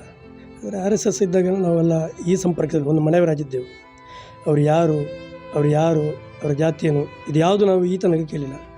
ನಮಗೆ ಇವತ್ತೇ ಗೊತ್ತದು ಅವರ ಜಾತಿ ಇರ್ಬೋದು ಅಥವಾ ಉಳಿದದು ಯಾವುದು. ಆದರೆ ಅದನ್ನು ಯಾವುದು ನೋಡಿದೆ ಅವರ ವ್ಯಕ್ತಿತ್ವ, ಅವರ ಮನಸ್ಸು, ಅವರು ನಮ್ಮ ಜೊತೆ ಇರುವಂಥ ಸಂಪರ್ಕ ಸಂಘದ ಕೊಂಡಿಯ ಇವತ್ತು ತನಕ ನಮ್ಮಟ್ಟಿದ್ದು. ನಿನ್ನೆ ರಾತ್ರಿಯ ಮೇಲೆ ಒಂದು ಸಲ ನಿದ್ದೆ ಮಾಡೋದರಿಸಿ ನನಗೆ ಇವತ್ತು ಬೆಳಿಗ್ಗೆ ತನಕ ಅನಿಸ್ತು. ಹೆಚ್ಚು ಅಂಶ ಅವರು ಒಂದು ಆ ರೀತಿಯಲ್ಲಿ ಆ್ಯಕ್ಟಿವ್ ಮಾಡ್ತಿದ್ರು. ತುಂಬ ಸತಿ ನಮ್ಮನ್ನು ಈ ರೀತಿ ಕುಚೇಷ್ಟೆ ಮಾಡ್ತಿದ್ರು. ಕೆಲವು ಸತಿ ನದಿಯಲ್ಲಿ ಈಜಿ ಹಿಂದೆ ಕೆಳಗೆ ಹೋಗಿ ವಾಪಸ್ ಬರೋದು, ಈ ರೀತಿ ನಾನು ನೆನೆಸಿದೆ, ದೇವರು ಇವ್ರ ಜೊತೆ ಇರ್ತಾರೆ, ನಾಳೆ ಬೆಳಿಗ್ಗೆ ಉಪ್ಪಿನಂಗಲ್ಲಿ ಎದ್ದು ಬರ್ಬೋದು, ಒಂಥರ ಸಸ್ಪೆನ್ಸ್ ಆಗಿ ಉಳಿದವರಿಗೆ ಕೊಡ್ಬೋದು, ಆ ರೀತಿ ಇರುತ್ತೆ. ಮತ್ತು ರಾತ್ರಿ 11 ಗಂಟೆ ಆಗಬೇಕಾದ್ರೆ ಆ ವರದಿ ಕೇಳಿದಾಗಲೇ ತುಂಬ ದುಃಖದ ಆ ಮನಸ್ಥಿತಿ ಕೂಡ ನಮಗೆ ಹುಟ್ಟಿದೆ. ಹಾಗೆ ಅವರ ಮನೆಯವರಿಗೂ ಮತ್ತು ಉಳಿದಂಥ ಎಲ್ಲ ಕಾರ್ಯಕರ್ತರಿಗೆ ಒಂದು ಉತ್ಸವ ಕೊಡುವಂಥ, ಶಾಂತಿ ಕೊಡುವಂಥ, ನೆಮ್ಮದಿ ಕೊಡುವಂಥ ಅವರ ಮನೆಯವರಿಗೂ ಕೂಡ ಒಳ್ಳೆಯದಾಗುವಂಥ ಆಶಿಸಿ. ಒಂದಷ್ಟು ಸಾಮಾಜಿಕ ಬರಹಗಳನ್ನು ಓದಿದೆ ನಾನು ತಾಣಗಳಲ್ಲಿ. ಬಹಳಷ್ಟು ಹಾಸ್ಯ ಮಾಡ್ತಾ, ಒಂದಷ್ಟು ಜನರನ್ನು ಪ್ರೋತ್ಸಾಹಿಸ್ತಾ, ಸಂಘದ ಚಟುವಟಿಕೆಗಳಿಗೆ ಬಹಳ ಮಕ್ಕಳನ್ನು ಬಹಳ ಚೆನ್ನಾಗಿ ಆ ಗೇಮಿಂಗಲ್ಲಿ ಆಟ ಆಡಿಸ್ತಾ ಎಲ್ಲ ಮಾಡ್ತಿದ್ರು. ಆ ರೀತಿಯಲ್ಲಿ ನನಗೆ ಗೊತ್ತಿದ್ದಾಗೆ ಸುಳ್ಯದ ಒಂದು ಸಲ ಬೆಟ್ಟಂಪಡಿ ತುಂಬ ಶಾಖೆಗೆ ಓಡಾಟ ಮಾಡ್ತಿದ್ದಲ್ಲ, ಅವ್ರ ಜೊತೆ ಹೋಗಿದೆ. ನನಗೂ ಕೂಡ ಶರೀರದಲ್ಲಿ ಮಣ್ಣು ಮಾಡೋದು ಗೊತ್ತಿಲ್ಲ. ಆ ದಿವಸ ವೈಟ್ ಶರ್ಟ್ ಹಾಕಿದೆ. ಅಲ್ಲಿ ಹೋದಾಗ ಒಂದು 15-20 ಮಕ್ಕಳಿದ್ರು. ಇವತ್ತು ಭಜನಾ ಮಂದಿರ ಆಗಿದೆ, ಆವಾಗ ಭಜನಾ ಮಂದಿರ ಇಲ್ಲ, ಯಾವುದೇ ಸಂಘದ ಅಂಗಳವೇ. ಅಲ್ಲಿ ಒಂದು 15-20 ಮಕ್ಕಳು, ಸಣ್ಣ ಸಣ್ಣ ಮಕ್ಕಳೆಲ್ಲಿದ್ದರು. ಅವರು ಚಿಕ್ಕನ ನಮ್ಮ ಇನ್ನೊಂಥ ತೂಂಡಾಪುಜಿ ನಮ್ಮ ಜೋಕ್ಲು ಲಕ್ಕನ ಇಪ್ಪಡೊಂದು ನನಗಾಯಿತು. ನಾನು ಮಕ್ಕಳಾಜಿ ಇರೋದು ಹೇಗೆ ಸಾಧ್ಯ ಅಂತ ಇವರು ಹೋಗಿ ಆಣೆ ಮಾಡಿದರು. ಆಣೆ ಮಾಡಿದ ಮಕ್ಕಳೆಲ್ಲ ಇವ್ರ ಮೇಲೆ ಹತ್ತಿದ್ರು. ಮತ್ತು ಎಣ್ಣೆ ಮಿತ್ತದಂದೆ ಅಲ್ಲಿ 6ನೇ ಮಿತ್ತ ಮಲ್ಪಳೆ ಆರೆ ಭಾರಿ ಖುಷಿ ಹಬ್ಬನು ಭಯಂಕರ ಮಲ್ಲ ಆಣೆ ಅಂತ ಹೇಳಿದರು. ನಾನು ಮಲ್ಲ ಆಣೆ ಅಂತ ಮಕ್ಕಳೆಲ್ಲ ನನ್ನ ಮೇಲೆ ಹತ್ತಿ ಮಣ್ಣೆಲ್ಲ ಮೆತ್ತಿದ್ರು. ನನಗೆ ಅದರ ನಂತರ ಇನ್ನು ಪೇಟೆಯಲ್ಲಿ ಈ ಮಣ್ಣಾದ ಶರ್ಟಲ್ಲಿ ಹೋಗ್ಬೇಕಲ್ಲ ಆಯಿತು. ಆದರೆ ಅದು ಆನಂತರ ಮತ್ತೆ ಗೊತ್ತಾಯಿತು ಸಂಘ ಬೆಳೆದಿರುವಂಥದ್ದು ಹೀಗೆ ಅಂತ. ಹಾಗೆ ಇತ್ತೀಚೆ ಅವರ ಮನೆಗೆ ಬಂದಾಗ ಕೂಡ ಅವರ ಜೊತೆ ಬೋಟ್ನಲ್ಲಿ ಅವರ ಪಕ್ಕದ ತೋಟಕ್ಕೆ ಹೋಗಿದೆ. ಹೋಗಬೇಕಾದ್ರೆ ಆಟಾಡಿ ನನ್ನ ಹತ್ರ ಇವತ್ತು ಫೋಟೋ ಉಂಟದು. ಆಟಾಡಬೇಕಾದ್ರೆ ಒಂದು ಕಾಯದ ನೀರು ನಿಲ್ಲುತ್ತ ಪ್ರದೇಶ, ನೀರು ಕಡಿಮೆ ಇತ್ತು, ಆ ಪ್ರದೇಶ ಸ್ವಲ್ಪ ಜಾಸ್ತಿ ಇತ್ತು. ಆಮೇಲೆ ಬೋಟಲ್ಲಿ ಕೂತ್ಕೊಂಡಿದ್ದೀವಿ, ಫಸ್ಟ್ ಒಂದು ಸರ್ಪ್ರೈಸ್ ಕೊಡ್ತೇನೆ ಅಂತ ಅವರು ಕೂತರು. ಸ್ವಲ್ಪ ದೂರ ಬಂದ ನಂತರ ನನ್ನ ಜೊತೆ ಇದ್ದಂಥ ಇಬ್ಬರು ಕೂಡ ಇವರು ಹಾರಿದರು. ನಾನೊಬ್ಬ ಬಾಕಿ ಅದರಲ್ಲಿ ಸುಮಾರು ಹೊತ್ತು. ಅವರು ಆ ಥರ ಕುಚೇಷ್ಟೆ ಮಾಡ್ತಾರೆ. ಹಾಗೆ ಥರ ಅವರು ಯಾವ ಸಮಯದಲ್ಲಿ ಬಿಟ್ಟಾಕಿದ ವ್ಯಕ್ತಿಗಳಲ್ಲ. ಈ ರೀತಿಯಲ್ಲಿ ಅವರು ಯೂನಿವರ್ಸಿಟಿ ಪ್ಲೇಯರ್ ಕೂಡ ನನಗೆ ಆಮೇಲೆ ಗೊತ್ತಾಯಿತು. ಸಂಘದ ಕೆಲಸ ಕಬಡ್ಡಿ ಯೂನಿವರ್ಸಿಟಿ ಪ್ಲೇಯರು. ಅವರು ಕಬಡ್ಡಿ ಆಡ್ತಿರುವಾಗ ನಮ್ಮ ನಡಗೆಲ್ಲ ಅಲ್ಲಿ ಒಂದು ಶಾಖೆ ಇದೆ 4 ಗ್ರಾಮದಲ್ಲಿ. ಅಲ್ಲಿ ಶಾಖೆ ಮಾಡಬೇಕು, ಕಾರ್ಯಕರ್ತನ ತರಬೇಕಾದ್ರೆ ರಾಜನ ಒಂದು ಮಲ್ಪಡ ನಮ್ಮ ಜೋಕುಳು ಜವಣ ಮತ್ತು ಗುಬ್ಬಿ ಇರತ್ತೆ ಅಂತ ಆಟ ಆಡಲಿಕ್ಕೆ ಶುರು ಮಾಡಿದರು. ಆಟ ಆಡ್ತಾ ಅವರು ಹೊಸ ಬನಿಯನ್ನು ತೆಗೆದುಕೊಂಡು ಆ ದಿವಸ ತೆಗೆದಷ್ಟೇ ಅವರು ಅದು ಅರ್ಧರು ತೊಂದರೆ. ಇಡೀ ಕೋರ್ಟನ್ನು ಒಂದು ಸಲ ಖಾಲಿ ಮಾಡಿ ಗೆಲ್ಲಿಸಿಕೊಟ್ರು. ಆ ನಂತರ ಶಾಖೆಗಳು ಭಾರಿ ಚೆನ್ನಾಗಿತ್ತು. ಪ್ರೇರಣಾದಾಯಕ ಎಲ್ಲ ರೀತಿಯ ವ್ಯವಸ್ಥೆಗಳು. ಅವರು ಆ ಸಮಯದಲ್ಲಿ ಏನು ಮಾಡಬೇಕು ಅದೆಲ್ಲ ಅವ್ರ ಹತ್ರ ಗೊತ್ತಿತ್ತು. ರಾತ್ರಿ ಪ್ರವಾಸ ಇತ್ತು, ಮತ್ತು ಮನೆಯವರೊಟ್ಟಿಗೆ ಆತ್ಮೀಯತೆ ಇತ್ತು. ಇವತ್ತು ಸುಳ್ಳು ತುಂಬ ಜನ ಫೋನ್ ಮಾಡಿದರು, ನಾನು ಬರ್ತಿದ್ದೆ ಸ್ವಲ್ಪ ಹೊತ್ತು ಮೊದಲು ಹೇಳ್ತಿದ್ರಂತ. ಸಾವಿರಾರು ಕಾರ್ಯಕರ್ತರು ಅವರ ಹಿಂದೆ ನಿಲ್ತಿದ್ರು. ನಮ್ಮ ರವಿಯನ್ನ ಮನೆಗೆ ನಾವು ಸುಮ್ಮನೆ ಅವರು ಸುಳ್ಳಲ್ಲಿ ತುಂಬ ಸಲ ಕರೆಸಿದ್ದಾರೆ. ಅಲ್ಲಿ ಹೋದ ಮೇಲೆ ಕಡಲೆ ಬೈಠಕತ್ತಲ್ಲಿ ಹೇಳ್ತೀವಿ ನಾವು. ಅಲ್ಲಿ ಮೇಲೆ ಗುರುಪ್ರಸಾದ್ ಅಂತಿದ್ರು ನಮ್ಮ ಈಗ ಗಂಟಿಯೊಳೆ ಈಗ ಶಾಸಕರು. ಅವ್ರ ಜೊತೆಯಲ್ಲಿ ಬಂದು ಸುಮಾರು ಹೆಸರುಗಳು ಬರೀಲಿಕ್ಕೆ ಹೇಳ್ತಾರೆ. ಶಾರೀರಿಕ ಕಲಾ ಪ್ರಮುಖರ ಹೆಸರು ಬರೀತಾರೆ. ಬರಿತಾ ಲಾಸ್ಟ್ ಇವರು ನಿಗಲು ಪುಸ್ತಕ ಮಡಿಪ್ಲೆ ಚಹಾ ಕೊಡ್ತೀವಲ್ಲಿ ಅಂತ ರವಿಯನ್ನ ಹತ್ರ ಹೇಳ್ತೀವಿ. ಕಟ್ಲೆ ತಿಂದು ನಿಗಲು ಬೇಗ ಅರ್ಜೆಂಟ್ ಉಂಟು ನಿಗಲು ಪೋಲೆ ಅಂತ ಹೇಳ್ತೀವಿ. ನಮಗೆ ಆಗ ನಿರಾಸೆ ಆಗ್ತದೆ. ಆದರೆ ಸಂಘ ಇವತ್ತು ಬೆಳೆಸಿ ನಮ್ಮನ್ನೆಲ್ಲಿ ತರಲಿಕ್ಕೆ ಕಾರಣ ಅದುವೆ. ಆ ರೀತಿಯ ಪ್ರೇರಣೆ ಕೊಡುವಂಥ ಒಂದೊಂದು ಸಂಘಟನೆ ಈ ರೀತಿ. ಸರ್, ಇಂತಹ ಬೇರೆ ಬೇರೆ ಘಟನೆ ನಿಮಗೆ ನೆನಪಿರ್ಬೋದು. ನಂಗೆ ಗೊತ್ತಿರುವ ಹಾಗೆ ಸಾಂಘಿಕ ಸಮಾಜದಲ್ಲಿ ಈಗ ಚಿಕನ್ ಹಿಡಿದಾಗೆ ಆಟಗಳಲ್ಲಿ ಮಕ್ಕಳನ್ನ ತೊಡಗಿಸಿ ನೀವು ಪ್ರಶ್ನೆಯನ್ನು ಕೇಳಿದ್ರಿ, ಅವರು ಹೇಗೆ ಮೋಟಿವೇಶನ್ ಮಾಡ್ತಿದ್ರು ಮಕ್ಕಳನ್ನು ಅಂತೇಳಿ. ಅಂದರೆ ಮಕ್ಕಳಲ್ಲಿ ಮಕ್ಕಳಾಗಿ ದೊಡ್ಡವರೊಂದಿಗೆ ದೊಡ್ಡವರಾಗಿ ಆ 1 ಗಂಟೆಯ ಶಾಖೆಯಲ್ಲಿ ಇಡೀ ಹುಡುಗರನ್ನು ಬೆವರಿಳಿಸಿ ಅವರು ಮಾಡ್ತಿದ್ದಂಥ ಆಟಗಳನ್ನು ನಾವು ನೋಡಿದಾಗ ನಮಗೆ ಆ ರೀತಿಯ ಸಂಘಟನೆ ಅಥವಾ ಆ ರೀತಿಯ ಒಂದು ಮಕ್ಕಳೊಟ್ಟಿಗೆ ಮಕ್ಕಳಾಗಿ ಇರುವಂಥದ್ದನ್ನು ತುಂಬ ಕಡಿಮೆ ನಾವು ನೋಡಿದ್ದು. ಅಂದರೆ ಅವರು ಬೆಳೆದ ರೀತಿ ಹಾಗೆ ಅಂತೇಳಿ ಘಟನೆಗಳು ತುಂಬ ಇದೆ. ನನಗೂ ಈಗಲೂ ನೆನಪಾಗೋದು ಸಾಂಘಿಕಿದ್ದೇ ಒಂದು 2-3 ಘಟನೆಗಳು ನೆನಪಾಗೋದು. ಅವರು ನಾವು ಮನೆಗೆ ಸಂಪರ್ಕಕ್ಕೆ ಹೋದಾಗ ಅದಕ್ಕೆ ಸಮಯ ನಮಗೆ ಮಾಮೂಲಾಗಿ ಹೋಗೋದು ಹೇಗೆ ಅಂತ ಹೇಳಿದರೆ ಒಂದು ಬೆಳಿಗ್ಗೆ 10 ಗಂಟೆ ರಾತ್ರಿ 10 ಗಂಟೆ ಒಳಗೆ ನಾವು ಮುಗಿಸಬೇಕು ಅಂತಿರೋದು ಪ್ರವಾಸ. ಏನಿದ್ರೆ ಸಂಪರ್ಕ ಇದ್ದರೂ ಕೂಡ ಹಾಗೆ. ಆದರೆ ಆ ಮನುಷ್ಯ ಹೇಗೆ ಅಂತ ಹೇಳಿದರೆ ಇವತ್ತಿಗೆ ಹೊರಟ್ರೆ ಮನೆಗೆ ನಂಗೆ ಗೊತ್ತಿಲ್ಲ, ಮನೆಗೆ ಹೋದದ್ದು ನನಗೆ ನೆನಪು ಬರೋದಿಲ್ಲ. ಆ ಮನುಷ್ಯ ಅವರ ಮನೆಗೆ ಹೋದ್ದು ನೆನಪು ಬರೋದಿಲ್ಲ. ಯಾರಾದರೂ ರಾತ್ರಿ ಒಂದು ತಂಗಲಿಕ್ಕೆ ಒಂದು ಮನೆ ಬೇಕು ಅವರಿಗೆ. ಅದು ನಮ್ಮ ಮನೆ ಆಗಿರ್ಬೋದು, ಲಕ್ಷ್ಮಣ ಮನೆ ಆಗಿರ್ಬೋದು, ಕಾರ್ಯಕರ್ತರ ಮನೆ ಆಗಿರ್ಬೋದು. ಇಲ್ಲಿ ಅದೊಂದು ಮನೆಯಲ್ಲಿ ಅವರು ವಾಸ ಮಾಡ್ತಿದ್ರು, ನಿಲ್ತಾಯಿದ್ರು ಆ ಮನೆಯಲ್ಲಿ. ಬೆಳಗಿನ ತಿಂಡಿ ಆದ ನಂತರ ವಾಪಸ್ ಸಂಪರ್ಕವೇ. ಅಂದರೆ ಒಂದು ಮನೆ ಹೇಳ್ತಾರೆ ಹಿರಿಯರು ಹೇಳುತ್ತಿದ್ದರು, ನಮ್ಮ ಮನೆಯ ಸಂಬಂಧ ಹೇಗಿರಬೇಕು ಅಂತ ಹೇಳಿದರೆ ಅಡುಗೆ ಮನೆ ಸಂಬಂಧ ಇರಬೇಕು ಅಂತ. ಅಂದರೆ ಅಡುಗೆ ಮನೆಯೊಳಗೆ ಅಷ್ಟು ನಮಗೆ ಹತ್ತಿರ ಇರಬೇಕು ಅವರ ಮನೆ ಅಂತೇಳಿ. ಆ ಸಂಬಂಧಗಳು ಗಟ್ಟಿ ಉಳಿತಾ ಇತ್ತು ಅಂತೇಳಿ. ಇವರ ಸಂಪರ್ಕ ಮತ್ತು ಸಂಬಂಧಗಳು ಕೂಡ ಹಾಗೆ ಇತ್ತು. ಅಂದರೆ ನಾವು ಬಂದರೆ ರವಣ ಹೇಗಿದ್ರೆ ಜಯ ಶ್ರೀರಾಮ್ ಅಂತ ಹೇಳ್ತಿದ್ರು. ಸೀದಾ ಮನೆ ಒಳಗೆ ಹೋಗಿ ಅಮ್ಮ ಏನು ತಿಂಡಿ ಮಾಡಿದ್ರಿ ಅಂತ. ಅಂದರೆ ಅಡುಗೆಯ ಮನೆಯವರೆಗೆ ಹೋಗಿ ಮಾತಾಡಿಕೊಂಡಷ್ಟು ಬರುವಷ್ಟು ಸಲುಗೆ ಇಲ್ಲಿ ಇದ್ದಂಥ ವ್ಯಕ್ತಿ ಪ್ರಸಾದ್ರು. ಅದು ನನ್ನ ಮನೆ ಅಂತಲ್ಲ, ಸಾಮಾನ್ಯ ಎಲ್ಲ ಕಾರ್ಯಕರ್ತರ ಮನೆಯಲ್ಲೂ ಕೂಡ ಸಂಬಂಧಗಳು ಕೂಡ ಹಾಗೆ ಇತ್ತು. ಇವತ್ತು ಪ್ರಸಾದನ್ನು ಯಾಕೆ ಎಲ್ಲರಿಗೆ ಬೇಕು, ಅವರು ಯಾಕೆ ಎಲ್ಲರ ಮನಸ್ಸಲ್ಲಿ ನಿಂತಿದ್ದಾರೆ ಅನ್ನೋದಕ್ಕೆ ಒಂದು ಉದಾಹರಣೆ ಅದು ಕೂಡ ಅಂತೇಳಿ. ಎಲ್ಲರ ಮನೆಯಲ್ಲೂ ಕೂಡ ಅದು ನನ್ನ ಮನೆಯ ಹುಡುಗ, ನಮ್ಮ ಮನೆಯ ಹುಡುಗ ಅನ್ನುವ ರೀತಿಯಲ್ಲಿ ಅವರು ಇದ್ದದ್ದು. ಅದು ಎಲ್ಲರ ಮನಸ್ಸಿಗೆ ನೋವು ತರುವ ಸಂಗತಿ ಅಂತೇಳಿ. ಅವರ ಇವತ್ತು ನಮ್ಮೊಂದಿಗೆ ಇಲ್ಲ.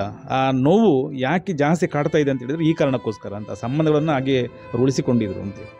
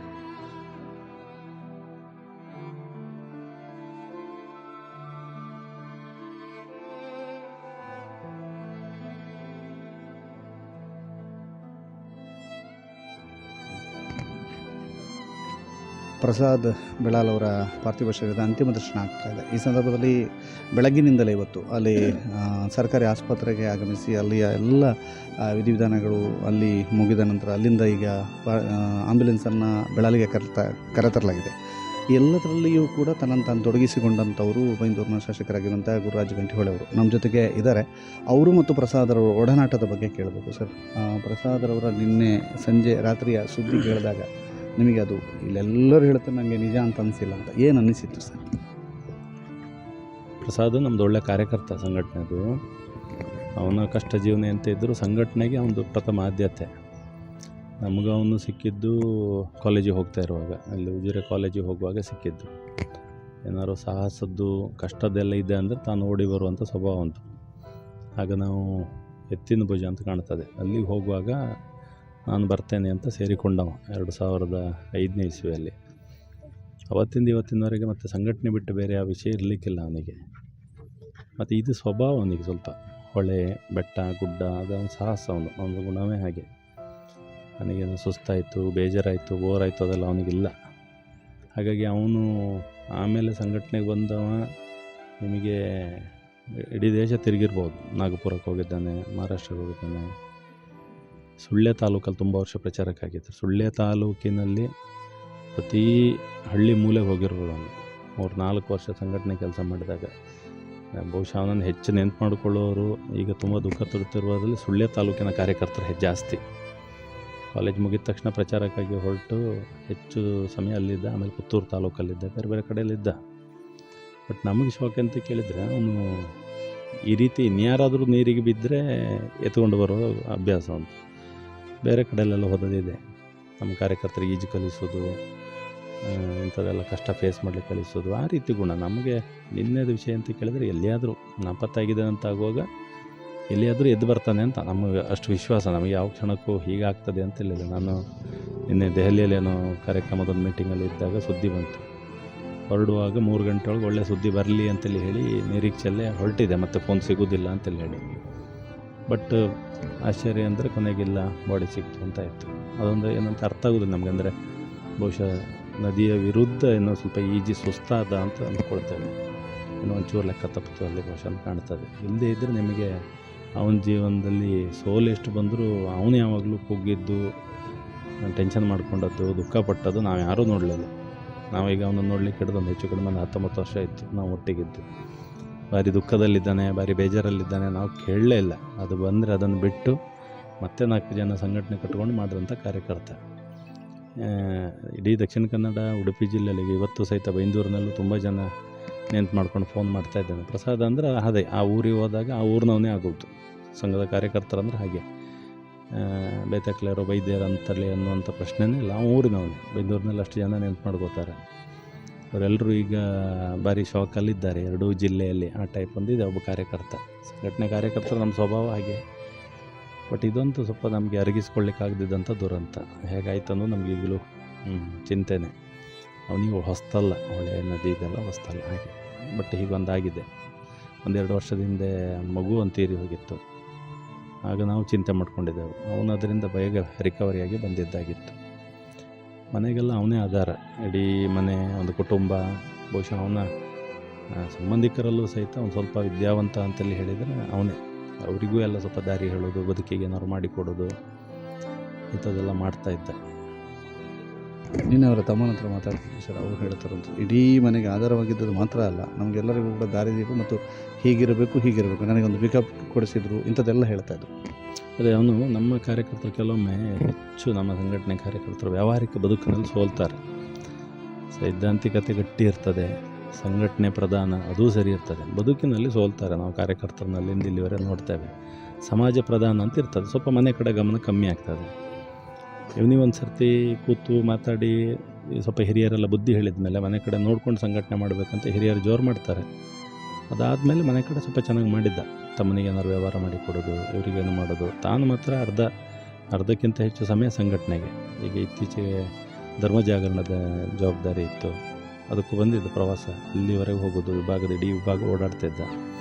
ಹಾಗಾಗಿ ಮನೆಯವರಿಗೆಲ್ಲರಿಗೂ ಅದು ಏನು ಮಾಡಿದ್ದಾನೆ ಸಾಲಾಗಿಲ್ಲ, ಅವ್ರಿಗೆ ಗೊತ್ತಿರೋದಿಲ್ಲ. ಆ ರಿಸ್ಕ್ ತಾನು ತಗೊಂಡು ಅಣ್ಣ ತಮ್ಮನಿಗೆ ಮತ್ತು ಅವರಿಗೆಲ್ಲ ಒಂದಷ್ಟು ವ್ಯವಹಾರಕ್ಕೆ ಮಾಡಿ ಕೊಟ್ಟಿದ್ದ ದಾರಿ. ಈಗೆಲ್ಲ ಒಂದು ಸತಿ ಶಾಕ್ ಆಗಿರ್ತಾರೆ. ಇನ್ನೇನಂತವ್ರು ಯಾರು ಬಹುಶಃ ಇದನ್ನೆಲ್ಲ ಅರ್ಥ ಮಾಡ್ಕೊಂಡಿರ್ಲಿಕ್ಕಿಲ್ಲ, ಅಂದಾಜಾಗಿರ್ಲಿಕ್ಕಿಲ್ಲ. ಇನ್ನು ನೋಡಬೇಕು. ಪುಟ್ಟ ಮಗು, ಎಲ್ಲರೂ ಮಾತನಾಡ್ತಾರಂತ ಪುಟ್ಟ ಮಗು, 6 ತಿಂಗಳ ಮಗು ಅನ್ನುವಂಥದ್ದು. ಹಿಂದಿನ ಸರ್ತಿ ಒಂದು ಮಗು ತೀರಿ ಹೋದಾಗ ಅದೊಂದು ದುಃಖ, ಇಡೀ ಕುಟುಂಬದ ರಿಕವರಿ ಆಗಲಿಕ್ಕೆ ತುಂಬ ಸಮಯ ಆಗಿತ್ತು.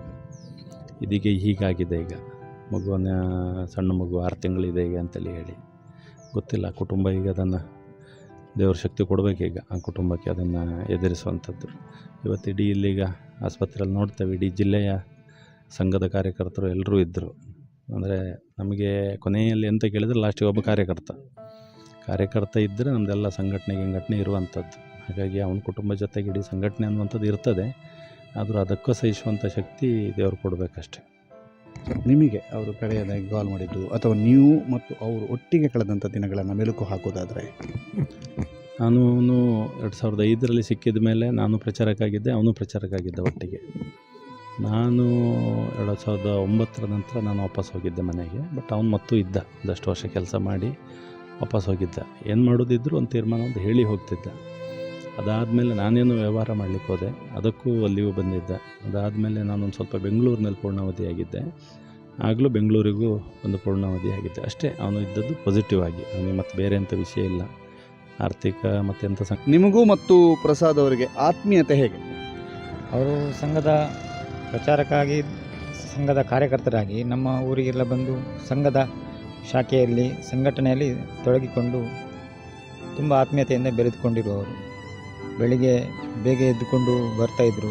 ಸಂಘ ಸ್ಥಾನದಲ್ಲಿ ಒಳ್ಳೆಯ ರೀತಿಯ ಚಟುವಟಿಕೆಯಲ್ಲಿ ತೊಡಗಿಕೊಂಡು ಎಲ್ಲರೊಟ್ಟಿಗೆ ಅವರು ನಮ್ಮಾಗೆ ಬೆರೆಯುತ್ತಾ ನಮ್ಮ ಜೊತೆ ತುಂಬ ಹತ್ತಿರದಲ್ಲಿ ಇದ್ದವರು. ಹಾಗಾಗಿ ಅವರು ತುಂಬ ಒಳ್ಳೆಯವರು ಅಂತ ಹೇಳಿ ಅನಿಸ್ತಾ ಇದೆ. ಅವರೊಬ್ಬ ಅತ್ಯುತ್ತಮ ಸ್ವಿಮ್ಮರ್ ಆಗಿದ್ದರು. ಆದರೂ ನಿನ್ನೆಯ ಘಟನೆ ಆದಾಗ ನಮಗೊಂದು ಟೈಮ್ ಇದ್ದಾಗ ಅಥವಾ ಒಂದು ಸಮಯ ಬಂದಾಗ ಹೀಗೆ ಆಗ್ತದೆ ಅಂತ. ಹೌದು, ಅಷ್ಟು ಒಳ್ಳೆ ಈಜುಪಟು ಆಗಿ ಆಳಕ್ಕೆ ಇಳಿಯುವಂಥ ಅದು ಗೊತ್ತಿದ್ದರೂ ಕೂಡ ದೇವರು ಬಹುಶಃ ಅವರನ್ನು ಅಲ್ಲಿ ಆ ದಿನವನ್ನು ಅವರಿಗೆಲ್ಲ ಕೊನೆ ಮಾಡಿದರು ಅಂತ ಕಾಣುತ್ತೆ. ಹಾಗಾಗಿ ಆಗಬಾರ್ದಿತ್ತು. ಬಹುಶಃ ಅವ್ರದ್ದು ಕೊನೆ ಇಷ್ಟೇ ಅಂತ ಅಂದ್ಕೊಳ್ಬೇಕಷ್ಟೇ, ಬೇರೆ ಏನಿಲ್ಲ.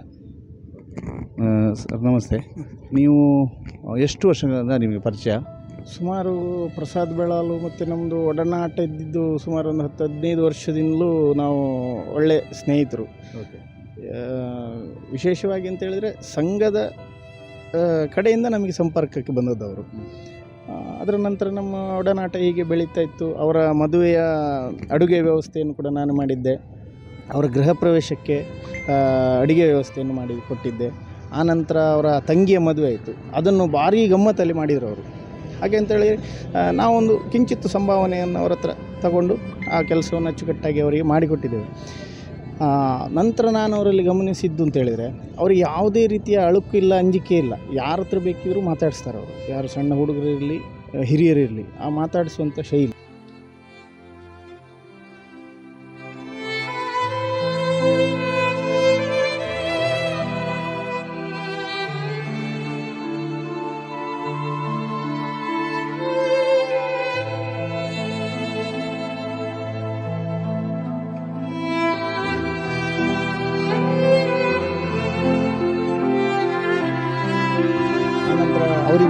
ಅವರಲ್ಲಿ ಏನು ಕೀಳರಿಮೆ ಅದಂಥದ್ದು ಇರಲಿಲ್ಲ.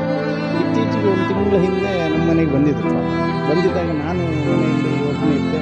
ಮನೆಯಲ್ಲಿ ಚಹಾ ಮಾಡಿಕೊಡ್ಲಿಕ್ಕೆ ಹಾಲೆಲ್ಲ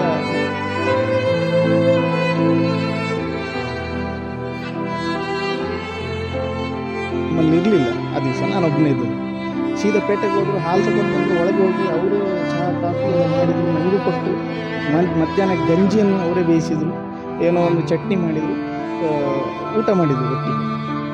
ಗಟ್ಟಿ ನಿದ್ದೆ ಮಾಡಿಕೊಂಡು ನನಗೊಂದು ಸಂಘದ ಕೆಲಸ ಇದೆ, ಯಾರನ್ನು ಸಂಪರ್ಕ ಮಾಡಬೇಕು ಅಂತೇಳಿ ಅಲ್ಲಿಂದ ಎದ್ದು ಹೋಗಿದ್ದಾರೆ. ಅಷ್ಟು ನಮ್ಮ ಮನೆಗೆ ಮತ್ತು ಅವರಿಗೂ ಒಳ್ಳೆಯ ಒಂದು ಒಡನಾಟ ಇತ್ತು. ಅಂಥ ಒಂದು ವ್ಯಕ್ತಿಯನ್ನು ಕಳ್ಕೊಂಡು ನಿನ್ನೆ ನನಗೆ ಆ ಸುದ್ದಿ ಕೇಳಬೇಕಿದ್ರೆ ತುಂಬ ಆಘಾತ ಆಯಿತು. ಈಗಲೂ ನಾನು ಒಂಥರ ಆ ಒಂದು ನೋವಲ್ಲಿ ಏನು ಇವತ್ತಿನ ಇಡೀ ಕೆಲಸ ಕಾರ್ಯಗಳು ನಮ್ಮದು ಒಂದು ಸ್ವಲ್ಪ ಬಾಕಿಯಾಗಿದೆ.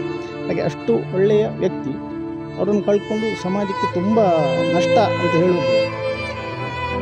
ಸರ್, ಈಗ ಅವರು ಬಹಳ ಒಡನಾಟವನ್ನು ನೀವು ಹೊಂದಿದ್ರು. ನಿಮ್ಮ ಫ್ಯಾಮಿಲಿಯವರು ಕೂಡ ಅವ್ರ ಜೊತೆಗೆ ಒಂದು ಆತ್ಮೀಯತೆ ಇದ್ದರು. ನಿನ್ನೆ ಸುದ್ದಿ ಕೇಳಿದ್ರೆ ನಿಮ್ಮ ಫ್ಯಾಮಿಲಿಯಲ್ಲಿ ಹೇಗೆ? ತುಂಬ ಆಘಾತ ಆಯಿತು. ಅಂದರೆ ಅಮ್ಮ ನೆನಪು ಮಾಡಿಕೊಂಡ್ರು. ಅಂದರೆ ನಾನು ಅವರ ಅಮ್ಮ ಇರಲಿಲ್ಲ ಮನೆಯಲ್ಲಿ. ಆಗ ನಾನು ಫೋನ್ ಮಾಡಿ ಹೇಳಿದ್ದೆ, ಹೀಗೆ ಪ್ರಸಾದರೆಲ್ಲ ಬಂದಿದ್ದೀನಿ ಅಂತ. ಅಂಥ ವ್ಯಕ್ತಿಗೆ ಇವತ್ತು ಈ ಥರ ಆಯ್ತಾ ಮರೆ ಅಂತೇಳಿ ಒಂಚೂರು ಆಘಾತದಲ್ಲಿದೆ. ಇವತ್ತು ಬೆಳಗ್ಗೆ ಅವರ ಅಮ್ಮ ಅದೇ ವಿಷಯ ಮಾತಾಡ್ತಾ ಇದ್ದಾರೆ. ಹಾಗೆ ಮಕ್ಕಳು ಕೂಡ ನಮ್ಮ ಮನೆಯಲ್ಲಿ ಮಕ್ಕಳ ಹತ್ರನೂ ಆಟ ಆಡ್ತಾ ಇದ್ದಾರೆ. ಹೀಗೆ ಒಟ್ಟು ನಮ್ಮಲ್ಲೂ ಕೂಡ ಒಂದು ಶೋಕ. ಹೌದು. ಪ್ರಸಾದ್ ಅವರು ಸಂಘದಲ್ಲಿ ಬಹಳಷ್ಟು ಸಮಯವನ್ನು ತೊಡಗಿಸಿಕೊಂಡವರು. 7 ವರ್ಷ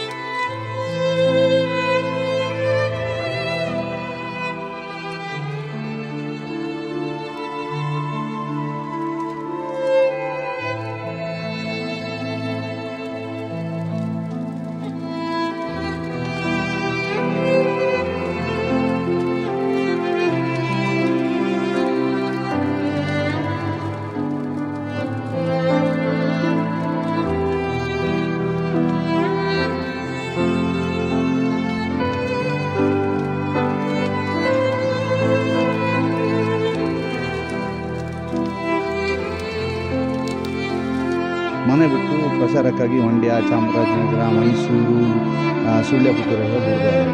ಈಗ ಅವರ ಈ ಒಂದು ಪಾರ್ಥಿವ ಶರೀರವನ್ನು ನೋಡೋದಕ್ಕೆ ಬಂದಿರುವಂಥವ್ರು ತುಂಬ ಜನ. ಸರ್ ನಮಸ್ತೆ, ತಮ್ಮ ಹೆಸರು? ಲಕ್ಷ್ಮಣ ಇಲ್ಲಂತಿಲ್ಲ. ಏನು ಹೇಳ್ತೀರಿ ಪ್ರಸಾದ್ ಅವರು? ಪ್ರಸಾದ್ ಒಬ್ಬರು ಸಂಘಟನಾ ಚತುರ. ಅವರು ನಾವು ಮುಂಚೆ ಸಾಂಘಿಕಿ ಸಮಯದಲ್ಲಿ ಎಲ್ಲ ನಮ್ಮ ಇಲಂತಿಲ ಕಡೆ ಎಲ್ಲ ಓಡಾಟ ಎಲ್ಲ ಭಾರಿ ಚೆನ್ನಾಗಿತ್ತು. ಸರ್ ನಮಸ್ತೆ, ತಮ್ಮ ಹೆಸರು? ಸುಂದರ ಇಳಂತಿಲ. ತುಂಬ ಒಡನಾಟದಲ್ಲಿದ್ದು ಆತ್ಮೀಯತೆಯಿಂದ ವರ್ತಿಸುವರು, ಶ್ರಮಜೀವಿ, ಯಾವುದಕ್ಕೂ ಹಿಂದೆ ನಿಲ್ಲುವಂಥ ವ್ಯಕ್ತಿ. ಯಾವುದೇ ಕೆಲಸದಲ್ಲಿ ಅಲ್ಲಿ ಅವ್ರ ಹತ್ರ ಹೇಳುವ ಮೊದಲು ಹೋಗಿ ತೊಡಗಿಸಿಕೊಂಡು ಅದೊಂದು ಹೇಳುವುದು ವ್ಯಕ್ತಿ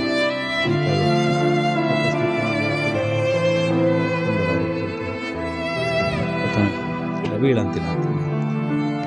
ಪ್ರಸಾದರ ಪರಿಚಯ ನಮಗೆ 2009 ಈ ಸಮಯದ ಸಾಂಘಿಕಿನ ಸಮಯದಲ್ಲಿ.